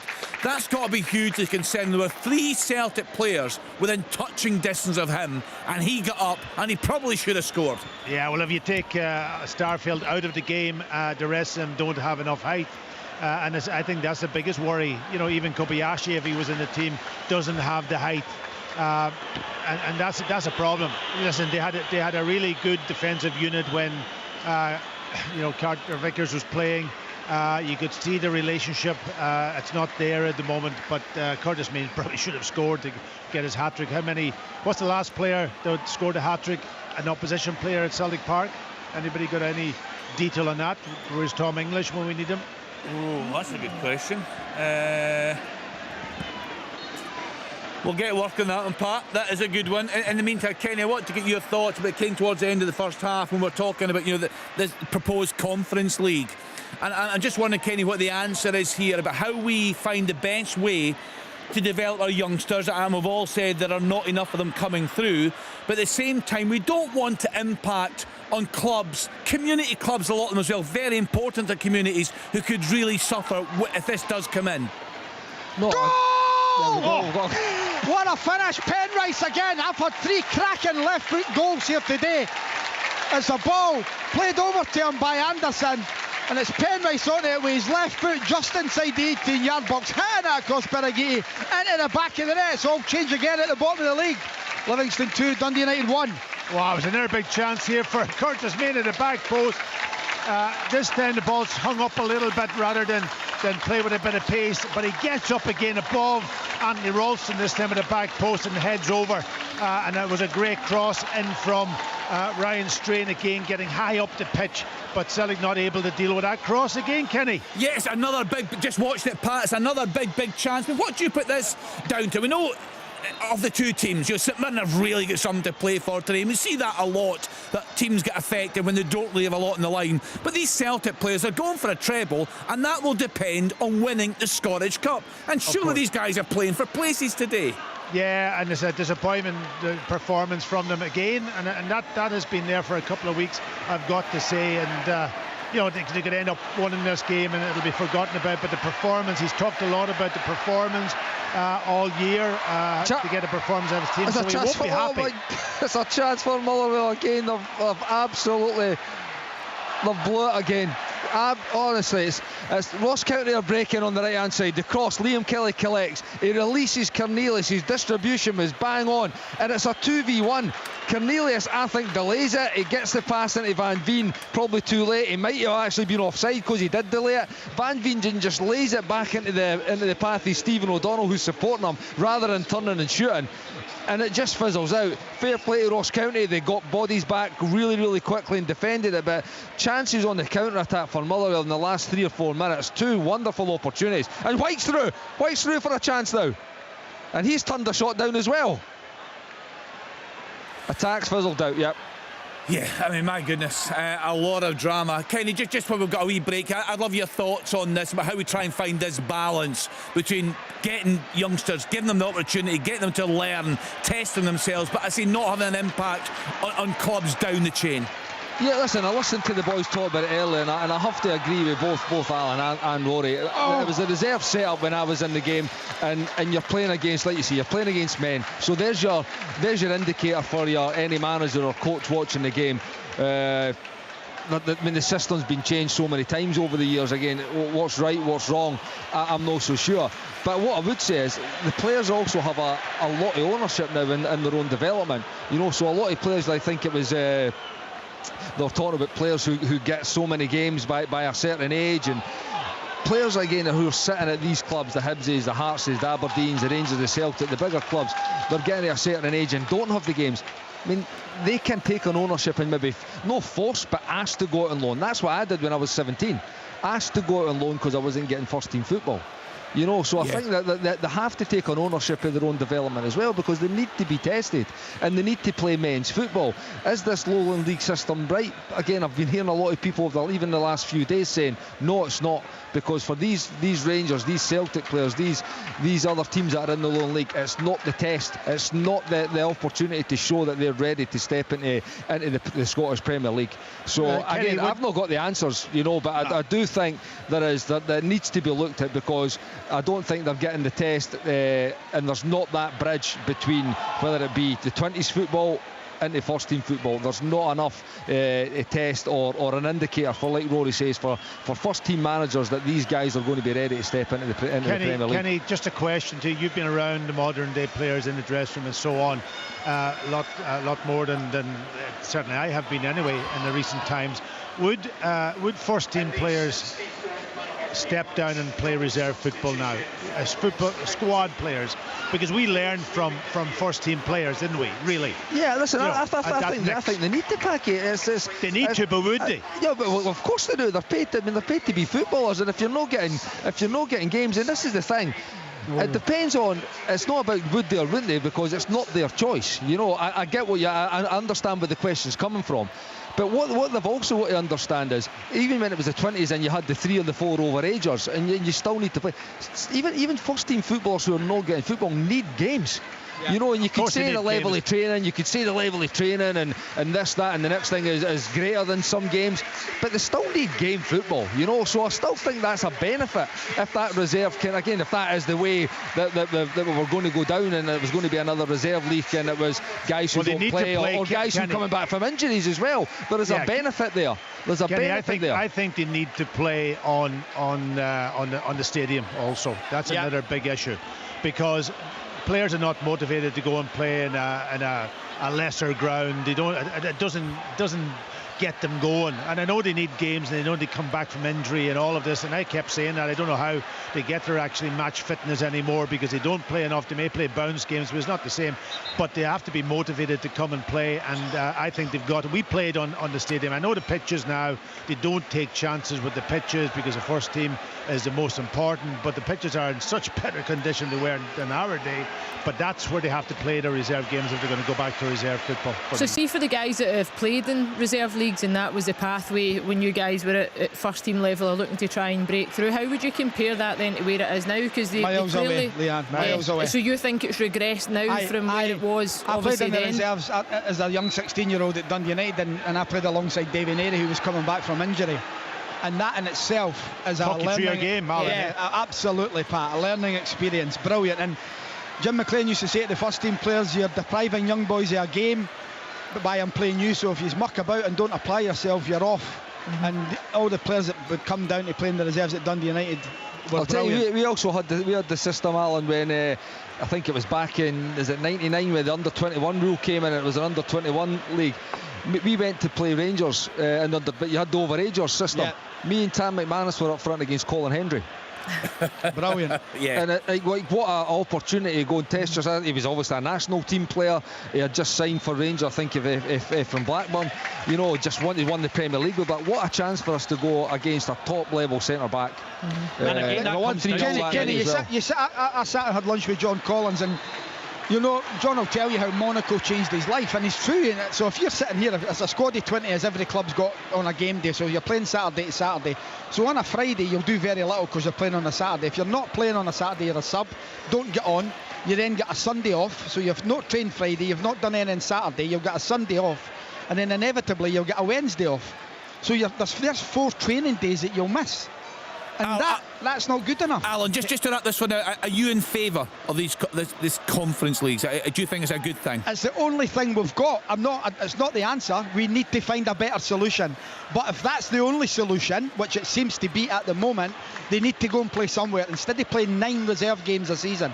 Guys, I need a solution. I've just taken horrendous cramp in the studio. The first time I've got an injury in the studio, Lan, you need to bail me out. Oh, Kenny, my goodness. Can I just find the old salt tablets just to be a remedy? The thing is, he's just not been exposed to this level before, and it's just building up a resilience. He's struggling. Can I just say about, touching on what it's okay, what Kenny was saying about, that's exactly my point. So Kenny Miller plays against Colin Hendry. He's a young lad, and a manager's watching that. He's going, that is a seasoned pro. If he can give him a hard time, I've got no problem putting him on the park for 30 minutes. When I was at Kilmarnock at 16, I played against Paul Lambert, who didn't play in the weekend and played for Celtic reserves here in front of 5,000, and that is the difference. When I moved to Rangers, to answer Packy's question, Walter Smith carried a very big squad.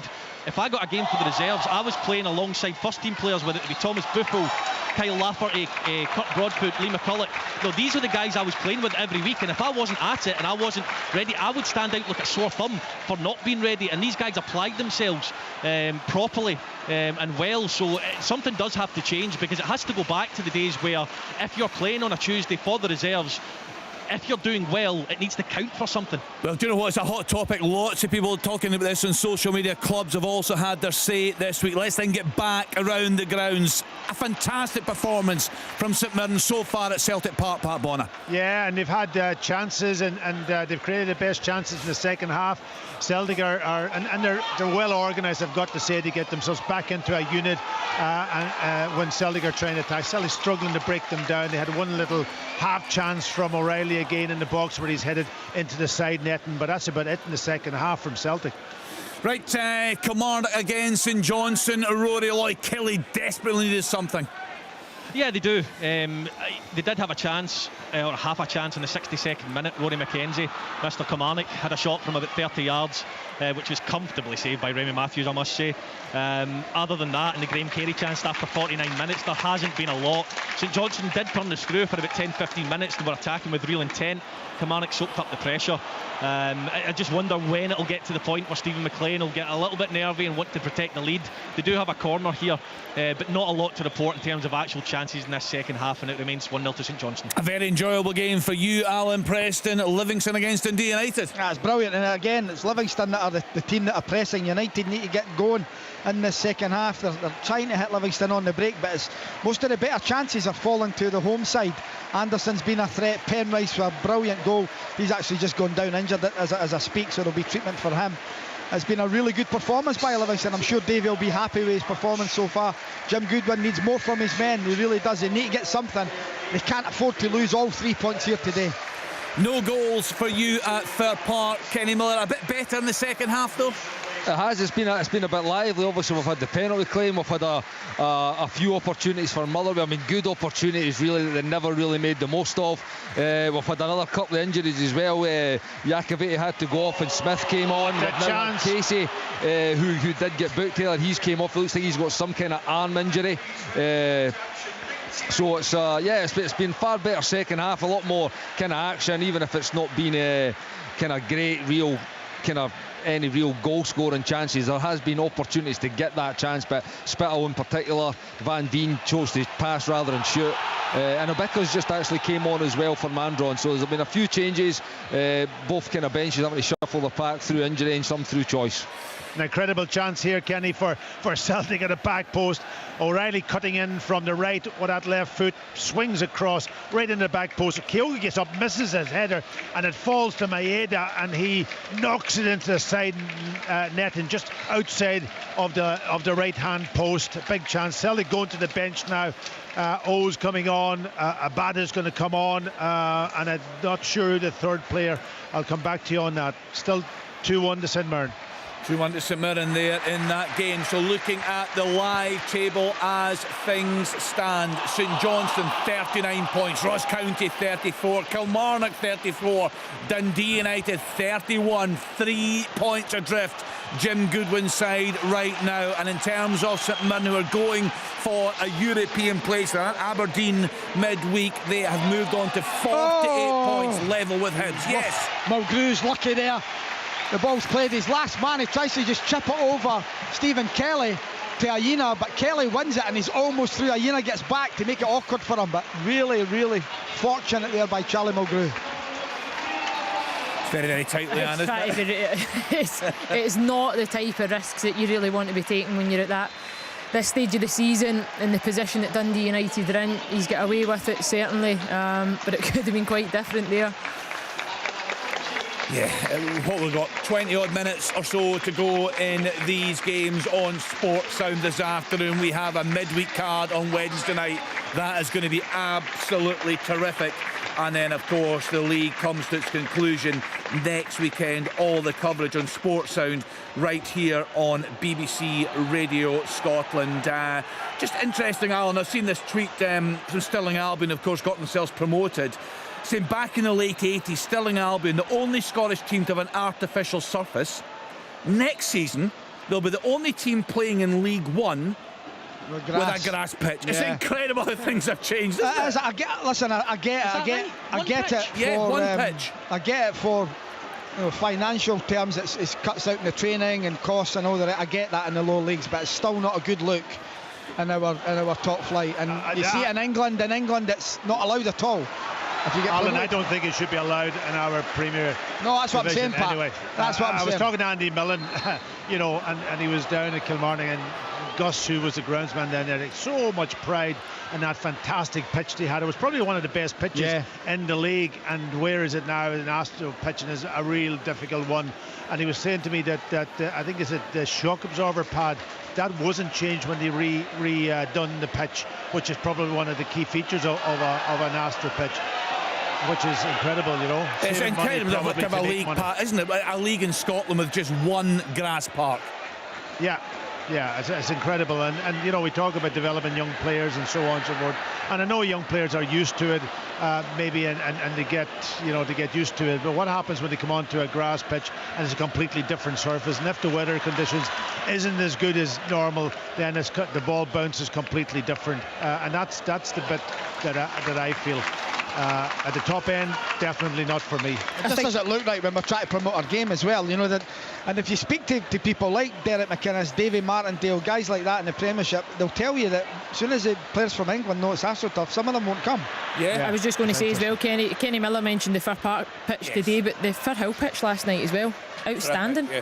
Really good. I think with both what a these parts, the difference to the problems they've game had though. in recent years. I know. Yeah. You look back to last season when they were ground sharing, it was an absolute disaster. But for the spectacle of the game and the playoffs and this stage of the season, and last night United, Partick Thistle, two teams that can move the ball, that can play, it just looks better. It's televised. I just don't think the synthetic pitches look great when you televise them either. When I'm looking at the quad screen in front of me just now, where all the stadiums, the Tony Macaroni just jumps out because you know it doesn't look great. Rugby Park the exact same, and you look at the other two, Celtic Park and Fir Park, it looks exceptional. The grass looks brilliant.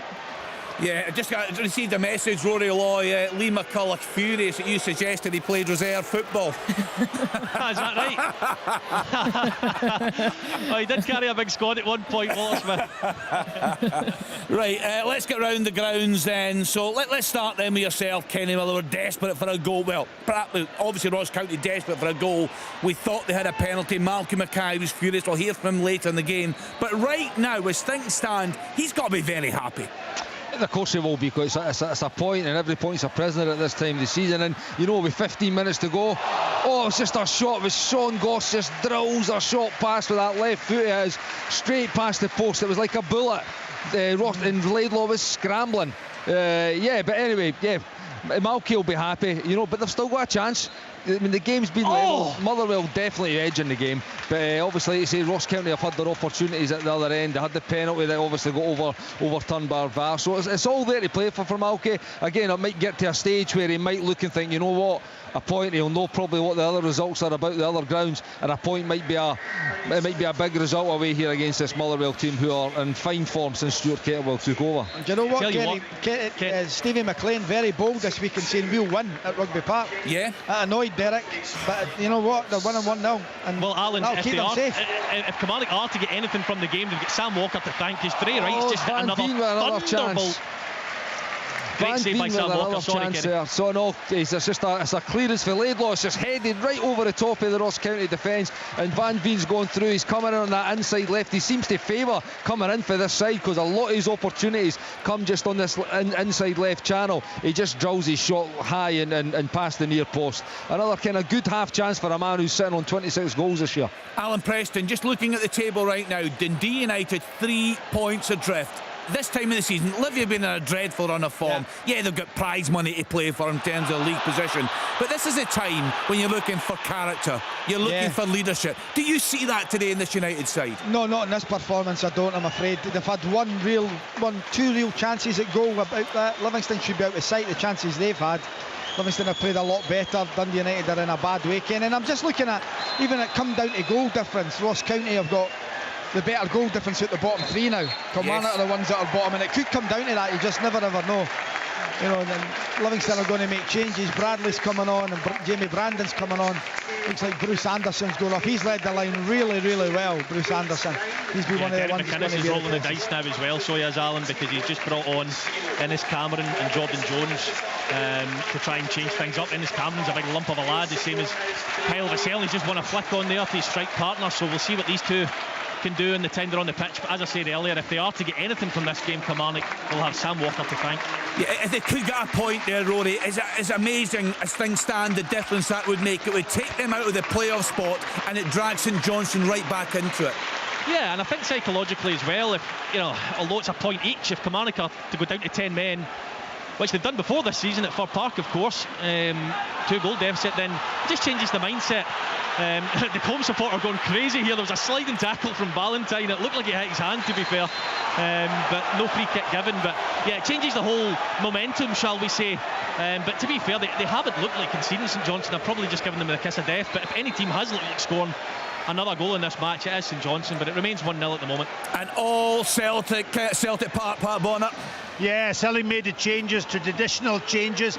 They brought on three players, Abada, Haksabanovic, and I'm trying to look at who the other one was. Up front, but they've kept Kyogo on the pitch, and the two of them are playing higher up there, and they're dominating the game now, and they're making half chances, not clear-cut chances. St Mirren hanging in, obviously drop back and trying to protect this 2-1 lead.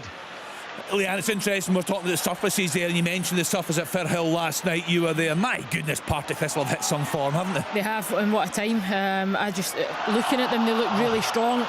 They've got everything in their side with regards to... Chance for St Mirren. Oh, it's off the post.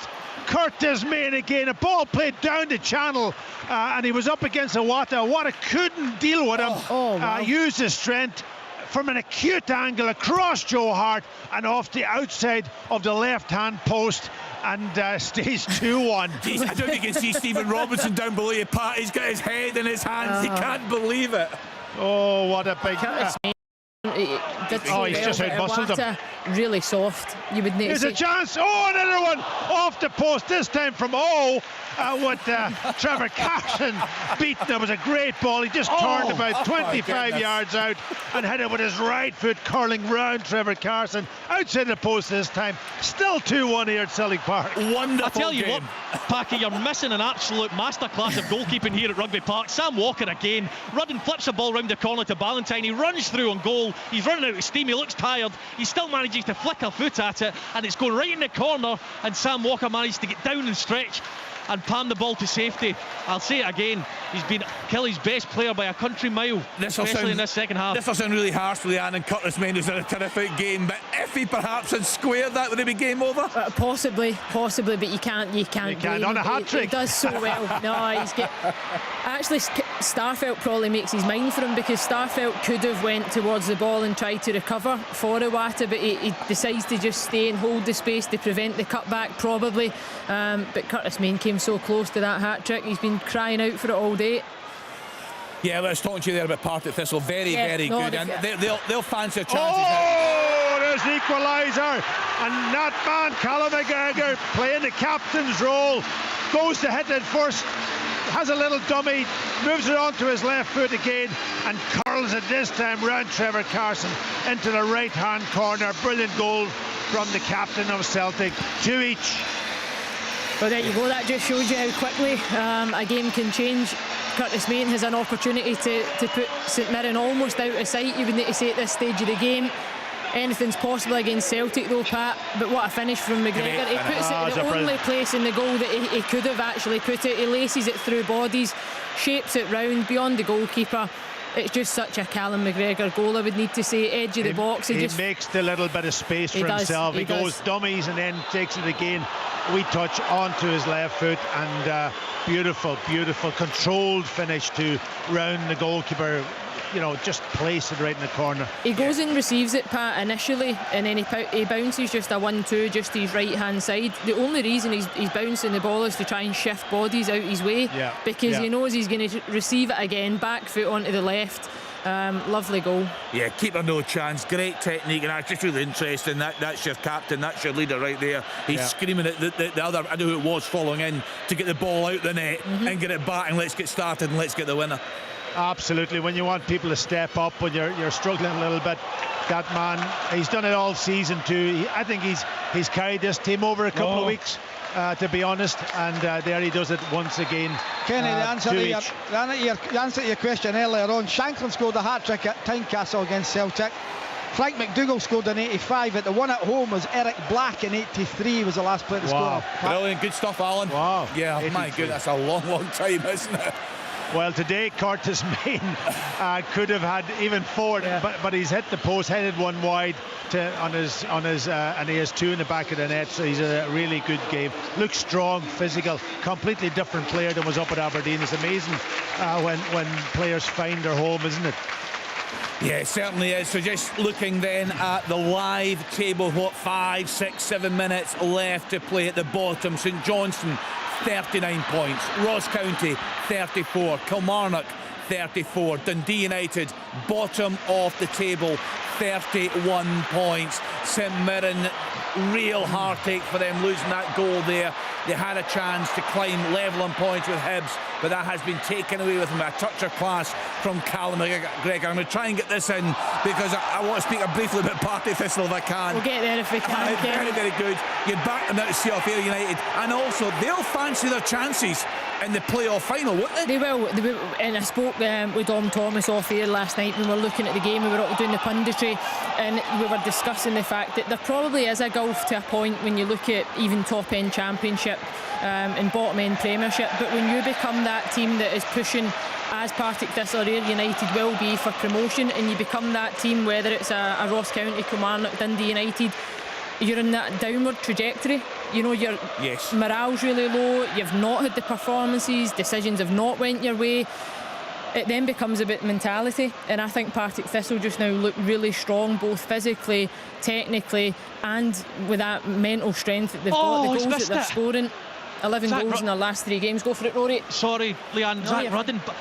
Young Ballantyne for St John's has been excellent this full game. So's Graham Carey. He's played him in down the left-hand side. Flashes one across goal, not dissimilar to actually a couple of Brian Graham's chances last night. And you're just looking for Rudden to turn it into the net, and he completely misses it. He's got his head in his hands at the moment. That could have been game over. But going into the last 5 minutes, Johnson have a corner and remain 1-0 up. Just the pace on the ball, I think, beats him, Rory. To be honest, Rudden, he's doing everything that he possibly can. Movement's good in between the 2 defenders. All kicking off at the Tony Macaroni, is it? It's all right. It's BH. He's having a go. He's waiting a challenge. The referee's giving a foul, and the Livingston player's lying on the ground. He tries to pull him up, Leanne, and rightly gets a yellow card for his nonsense. But it rolls us on to Wednesday, Kenny. That's what it does at the moment. Oh, it's terrific, Alan, isn't it? From 4, then there will be 3 if the results stay the same. St Johnstone will be cleared. Stevie McLean, good chance of getting the job then. He's got his first win at home in 6 months. Do you think so, Alan? Do you think if he can keep them up, that gives him a really strong case? I think so. You know, he knows the club inside out as well. He's been there a number of years. And remember, St Johnstone's up for sale as well. So, well, Jeff, when he goes back, it won't be Steve's decision. It'll be his father's decision who gets it. But it's a very good job he's done. And if he can get the points to keep them up, the pressure's off. Yeah, all Celtic. Pat Bonner there at Celtic Park. We're watching chance after chance now. Yeah. Listen, St Mirren hanging in now, to be honest. But 5 minutes to go. It's been a terrific game for not a lot to play from Celtic's perspective except the performance. But St Mirren had something, and they put it up to Celtic today. And a lot of chances in this game, I've got to say. I've enjoyed it, I must admit.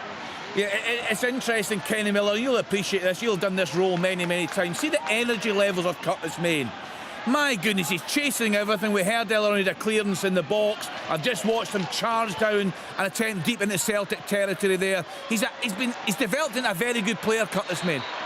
Listen, he's been excellent for St Mirren this year, but again, in Packy was saying it about a player that finds home. It's also maybe having a manager who just seems to get the best out of him, and Stephen Robinson, who's obviously worked one before. But again, he must be full of energy after bagging a brace at Celtic Park and almost getting the match ball. It would have been an incredible afternoon's work for him. So I was actually just wondering with Packy if that's been maybe a ploy or a part of St Mirren's plan today to really target Iwata up against Main up against Iwata, because clearly he's not kind of the size of Curtis Main, and he's not a centre back.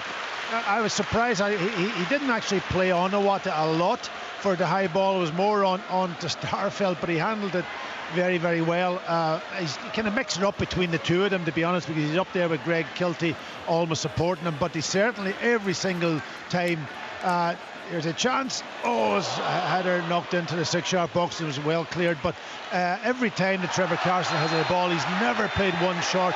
He's played it long, out of his hands. You don't see that too often in the modern game now. But that's a good tactic today, because you're right. You would play up against, especially Awati, because he's only a small player. Hasn't got the physical, and it's been shown a few times when he's ran him a few times down the line too. From that great chance he had when he hit the post. But a definite ploy to play up against either of them. Yeah, Martin Dowden, Pat, we heard him ask Ange Postecoglou earlier about thinking towards the summer and recruitment. He's obviously recruited very, very well since he's been at the club, but that's got to be an area he's looking at. Yeah, it has to be. I did say Stephen Welch was injured, so he hasn't been able to make an impact in these last games, but he's tried Kobayashi in there, and it doesn't seem that it has worked for him. Now he's tried Awata in there. It doesn't work for me, in that position. So he may have got to almost put that in on the list now as a priority. Pat, the good thing is for Celtic, they've got games poor Inverness. They'll be over to Ireland to play Dungannon Swifts for their preparation for a cup final. Someone has to be looked at. They're not playing a competitive match for a month before they go into a domestic cup final. It's not right. We went through that in 2015, Alan, that exact same thing. We had to organise a week's trip down to Swansea, and that was just 1 week of it, to get a couple of friendlies in the time of the season with other teams. They're busy playing games and stuff, and it's difficult. And a full month when your opposition's playing week in, week out, it does make it tough. Yeah, it was always. How do you solve that problem though? Yeah, that's the problem. Because it's almost, it is unfortunate that you're not a team like Inverness. They could have been in the playoffs just now, but they're not. And that would have changed everything. But how do you this programme today, by the way? And by the way, we don't solve many of them, Kenny. Kenny, I'm just going to ask you a quick one here. Pep Guardiola's Barcelona or Pep Guardiola's Man City, who wins? I was going to ask that question to Chick Young. I don't know whether he's on just now. He'll be on shortly, Pat. Because remember he used to be on about Barcelona. We've got a red card here at Fir Park. It's Awura who's came on, and Malky Mackay about a minute ago was absolutely raging about Awura because he pulled O'Donnell when he's already been booked. And again, I never quite saw the tackle there. It was a late tackle in the down in the left back area. But again, it's been coming. He's came on. It's been 3, 4, 5 really wee petulant fouls. What a save that is! And he's end up with a red card, Awura. I think that's a brilliant save by the Livingston keeper Shamal George. I think it's Paula. It just comes in the box. It's a bit of the 6-yard box. Leanne, it's up the far side. You need to help me. I think the keeper's made an unbelievable save. What a chance for Paula to equalise. Yeah, I'll look out for it. I was just researching it because I was certain that Awura Edwards had been sent off already this season, and it was February. The same thing happened, no wonder his manager's frustrated with him, Kenny. Yeah, it's the same idea. I think he'd actually come on as a sub the last time, and he was only on a matter of minutes. I'll need to He's come down in the foot of the player there, that Kenny. was in Paisley, I think, Leanne, you're right. Yeah, well, it's a second yellow. It's not a straight red, but he actually had a wee pull on O'Donnell about a minute before, and it was right in front of Malky Mackay, and he could see maybe the same things happening again, Leanne, that you've just talked about there, and sure enough, just a minute real later, lack of discipline and. Yes, just sent off in the 91st minute. United are piling bodies on now, Kenny, but we've got 7 added minutes here at the Tony Macaroni. I'm sure that's a brilliant save by the keeper. I've not had a replay, Alan, by the way. Oh, he's missed it. Rudden, if he goes down, I'm telling you now, Kilmarnock are down to 9 men because he's pulling his shirt. He's all over them, the defender. I'm not 100% sure who it is, but he decides to stay on his feet. Fair play to Zach Rudden, but he fluffs his lines in front of goals. Yeah, he does really well, Rory, and I like that. I love the fact that he stayed on his feet because he's got an opportunity to score, which there's a decision to be made. If he does go down, absolutely there's a decision to be made, but he's glaring right in front of goal. What a chance. What's not worked for them there, Rory? What's not worked for Killian? I know they went down to 10 men in 44 minutes, but even prior to that, they were second best, were they not? I mean, they started the first 10 minutes well. St Johnstone scored. The game to and froed when David Watson was on the pitch, but they just haven't looked enough of a threat. I mean, he's thrown in his Cameron on and a couple others, but I think they could play all day today and not score a goal. And I look at the chances I've got notched down. I don't think St Johnstone have played particularly well, but they've missed 2, 3, 4 big opportunities. They've just lacked any firepower up front, and when you compare a Kilmarnock to maybe a Motherwell who have got a Kevin Van Veen, which is rare for a team like that to have such good quality in the top end who scores that many goals, it's a big difference. They've just lacked any real quality in the final third, Kilmarnock, I must say. Alan will get to on you, Pat. On you go. Yeah, I was just going to say 5 minutes injury time. We're probably into a minute of that already, and St Mirren just been forced in to take Alec Gorgish off. An important player, young Jameson, has come on in the middle of the pitch, hanging in here with Celtic dominating the ball at the moment. Yeah, I feel a long 5 minutes for these St Mirren players and the big travelling support there today. Alan, don't worry, we'll put your question with Pep Guardiola. Chick will be with us soon, I'm sure. He's at that 5:15 kick-off. Hamilton Accies or Airdrie, who will be playing in the Championship next season. So we'll get Chick's thoughts on that one and all the updates from that game. So let's get round the grounds then. It's getting to a really crucial time. Let's go to Kenny Miller at Fir Park. Yep, we're into injury time. There's been a raft of substitutions. Malky Mackay's just making another one now. I think Jan Dander's down. He may be a bit a touchy cramp. He's maybe been the guy that's looked most likely for Ross County today, to be honest, Jan Dander, but he's coming off a wee touchy cramp. Probably again just to waste a little bit of time as well as the clock's counting down after them going down to 10 men. But it's been a level game. He's off. Second yellow card. He's having a go at the referee. He is now off. I think it's for mouthing, actually, the second yellow. He will now be suspended for the game, the massive game midweek against Kilmarnock. Sam Walker's coming up the pitch. I tell you what, he's been magnificent all day, and Armstrong's got the corner, and Walker, Kyle Vassell wanted a penalty a moment ago, which was never a penalty. Oh, it's went into the mixer. It's pinball, breaks Alan Powder on the edge of the box. He can't quite shift it, and St Johnstone clear. It looks like St Johnstone are going to win this one, but still a couple more minutes left. No, that's it. John Beaton's blown his final whistle. Huge. Massive win for St Johnstone. They win the game 1-0. They are safe. Yeah, absolutely, as Alan's been telling us all afternoon. It's been a troubling time for Saints. They've been in free fall for weeks now, but they are on 39 points. They are safe. So Ross County, Kilmarnock, Dundee United right in the mix. United 3 points adrift at the bottom, Alan, and all sorts of problems. They are, and listen, they've tried to push men forward, Kenny. They've made 5 changes in the game as well. Not done enough, just not done enough in Livingston. If they're cute, they could end this game, because United are pushing that many bodies up as Bradley just hits one just wide of the target. But I'm so looking forward to Wednesday night now. Tannadice for me, Dundee United, Kilmarnock. What a game. Yeah, you've landed a cracker there, no doubt about that one. So Rory Kelly giving it a go there, but it's looking a real struggle for them. It's finished, but what happened, St Johnstone's won 1-0, but John Beaton blew. All the St Johnstone players had their arms up in the air, and then John Beaton put his hand up in the air as if he was checking something, and then there was about 5-10 seconds of pure panic on St Johnstone players' faces before he actually confirmed that the check was over. I can only assume it was for a penalty, but it was a quick check. It was over. St Johnstone win the game 1-0, and overall full time. Full time at Celtic Park, 2 each. Yeah, that's a big point. Yeah, I was just looking up the screen there. You had called. I was just looking. I was seeing a replay of that. It looks like it was going. What a chance! Alan. Oh, it's Dundee United. Devlin lets it through. He thinks his keeper's coming off his line. He's not. Penalty check. And there's 2 players around him, and they've booted that away for a corner. United are throwing everybody up, with the exception of the keeper. Oh, it's going to be a penalty for Park, I think. No. It was possible handball. Possible handball. John Obika was absolutely adamant that it struck. I think it was Randall's hand as the cross went in. Takes it. Kenny, this is going to be a chaos, because if you go to the screen and award a penalty, and earlier on in the game you've gone to the screen and taken the penalty away almost. Also, just to get back to Awoura Edwards, it's his 3rd red card this season. I stand corrected. Al Lamont has just informed me, I forgot as well, there was a red card in December against United. This is going, as you're right, Leanne, it's going to be card. It's a penalty, yep. Penalty to Motherwell, and this must be probably the last kick of the ball. And a chance for Van Dien. Will he dink it? Who knows? I think he'll be smashing it in for his 27th goal of the season, that's for sure. Stay tuned for Malky Mackay's post-match interview. Yeah. He will have a lot to say, Leanne. Oh, it'll be chaos. I'm telling you now, it'll be chaos. And I must say, John Obika, as soon as it went, it looked like he was going to get a shot away inside the 6-yard box, and he kind of stopped and turned, and he claimed he was adamant there was a handball. I think it was Randall Leon, was it? Yeah, to be fair, Ken, he was actually all over him as well. Yep. There was a lot of grappling. You could have have not potentially gave the penalty, but it was silly, it was clumsy from a county perspective, and then they've got themselves just in a muddle. The physicality of a beacon, it just flicks off the hand. I'll tell you what was interesting as well, because I was waiting, because I could see the claim, but the game never stopped, and it was getting close to the end of the game, and I was wondering, is he going to do it like after the final whistle? But he actually ended the game.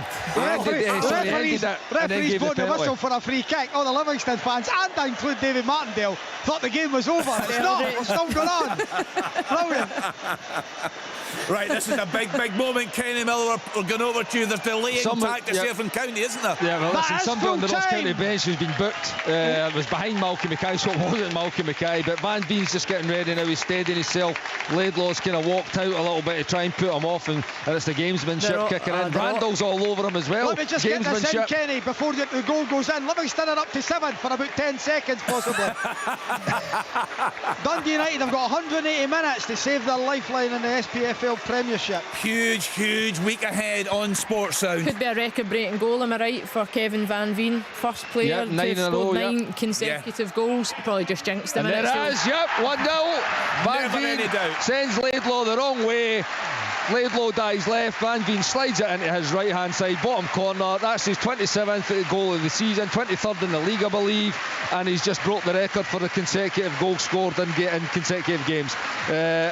1-0 Motherwell. It's looks like, I think that'll probably be the last kick of the ball. There can't be much time left, and Alan, that's Livingston back down to 8. I'm laughing here, Kenny, as well, because Van Veen's now just signalling that that's him done. I think he's been playing with a foot injury. I'm sure Stuart Kettlewell mentioned and alluded to that last week. He's hit that penalty. How many minutes has he played today? And that's just tipped him over the edge, that penalty. Oddly, and he just wants a reception going off the park. Maybe that's what he's after. Standing O. Anyway, what a cool penalty, Kenny, wasn't it? I mean, there's big pressure on him there, but it just never looked in any doubt. He's a player you've got total confidence over. I know he had one saved last week, it was retaken, but he's had an outstanding season, Kenny. Well, listen, it was a penalty, a man fully confident, who has got 27 goals in the season, and did dink a penalty earlier as well. So he's had a wonderful season. You know, and Stuart Kettlewell, again, I know he's taken a lot of credit since he's came in here, and rightly so. I think this is his 13th game. This is 8 wins now. 12th game. It's his 8 wins, 2 draws, 2 defeats. It's just, I mean, that's third place form since he's came in. There's no doubt about it. So, and they're not conceding goals either. I think this is their 3rd clean sheet in a row. I think they're the 3rd kind of best defence behind the Old Firm. So there's a lot of things going right at Motherwell at the moment. Yeah, no doubt about that. What an impact Kevin Van Veen has had. But you'd also have to say Stuart Kettlewell, what a job he has done there. So just the closing stages there in that game. Real heartache for Ross County. As I said, stay tuned. We will hear from Malky Mackay. He will have a lot to say. They thought they had a penalty. The referee was called over and he changed his mind. They had a red card, a second yellow for Aurora Edwards there, and then awarded a penalty. Motherwell tucked away in the 99th minute by Kevin Van Veen. What a season. What a season he is having. And we just await the full-time whistle there at Fir Park. Still playing there, Kenny. Yeah, he's coming off to a standing ovation as we speak, Kevin Van Veen. McKinstry's going to come on for the final seconds of the game after Van Veen slotted that penalty away. Everybody's on their feet inside Fir Park, saluting a man who has had an incredible season for Motherwell with the amount of goals he's scored and big goals as well. So he's earned that standing ovation today. I'm not sure anyone cares, but the scores from England: Tottenham 1, Brentford 3, Bournemouth 0, Man United 1, Fulham 2, Crystal Palace 2, still playing Liverpool 1, Aston Villa 1, still playing Wolves 1, Everton 1, Everton back in it there, 5:30, Nottingham Forest against Arsenal. Big games down there, but we've been focusing on these huge matches in Scotland this afternoon. All the reports to come on Sports, and we'll run through the all-important league table for you, and of course the managerial reaction. A lot of managers We'll have plenty to say on Sports Sound this afternoon. Also, we'll be joined by fans of various clubs. Again, they'll have plenty of talking points. We're with you right through until 7 o'clock on Sports Sound this evening. Also, some music for you just to lighten the mood a little later on. But no doubt, Leanne, so many things to get stuck into. So much, yeah, no doubt there'll be a huge reaction to some of the games, the results, the decisions, the lack of decisions, the late goals. No, it's, as I said earlier, it's this stage of the season. Every decision now is, there's something at stake, there's something to play for. Every point counts, performance-wise, teams standing up and looking to try and get over the line. I think Alan touched on it, particularly for Dundee United. It would be interesting to hear from their fans today and see where they think they can go in the next two games. They've found themselves at the foot of the table tonight. Ross County denied a vital point right at the very end there with that Van Veen penalty. Kilmarnock up against it, for a full second half today. And St Johnstone, what a huge and significant 3 points that looks like it will be for them. So no, loads to talk about. Yeah, just watching the pictures coming in, Kenny, from Fir Park, and we can see, you won't see it obviously, you're above him there, but the facial expressions from Malky Mackay's pacing around there, hands in his pockets, you can just sense the frustration. Yeah, you can, because there has been a few things went against them today. I mean, I would say Motherwell were maybe just edged it in terms of kind of the opportunities or potential to get opportunities. They've not had too many goal scoring opportunities, Ross County, today, so he might be disappointed at that. I mean, they've came off the back of two strong results, which has got them right back into the mix to stay in the league. But today, it's hard to say they've been beat by the better team. They've not, but he'll be really disappointed in the red cards. At that stage of the game, and it was just really a really poor discipline for Woody Edwards to get sent off. And there you go. That's the final whistle now. But it's a lost point for Malcolm Mackay. But he'll be happy when he gets in the dressing room and seen that Livingston have beat Dundee United, and they've still got a couple of points to play with at the bottom of the league. Full-time reports to come. So looking at the bottom of the table, Motherwell 46 points, Livingston 45, St Johnstone safe 39 points, Kilmarnock 34, Ross County 33, Dundee United 31. All the reaction to come on Sports Sound right after the BBC Radio Scotland news, just after 5 o'clock. On digital radio, FM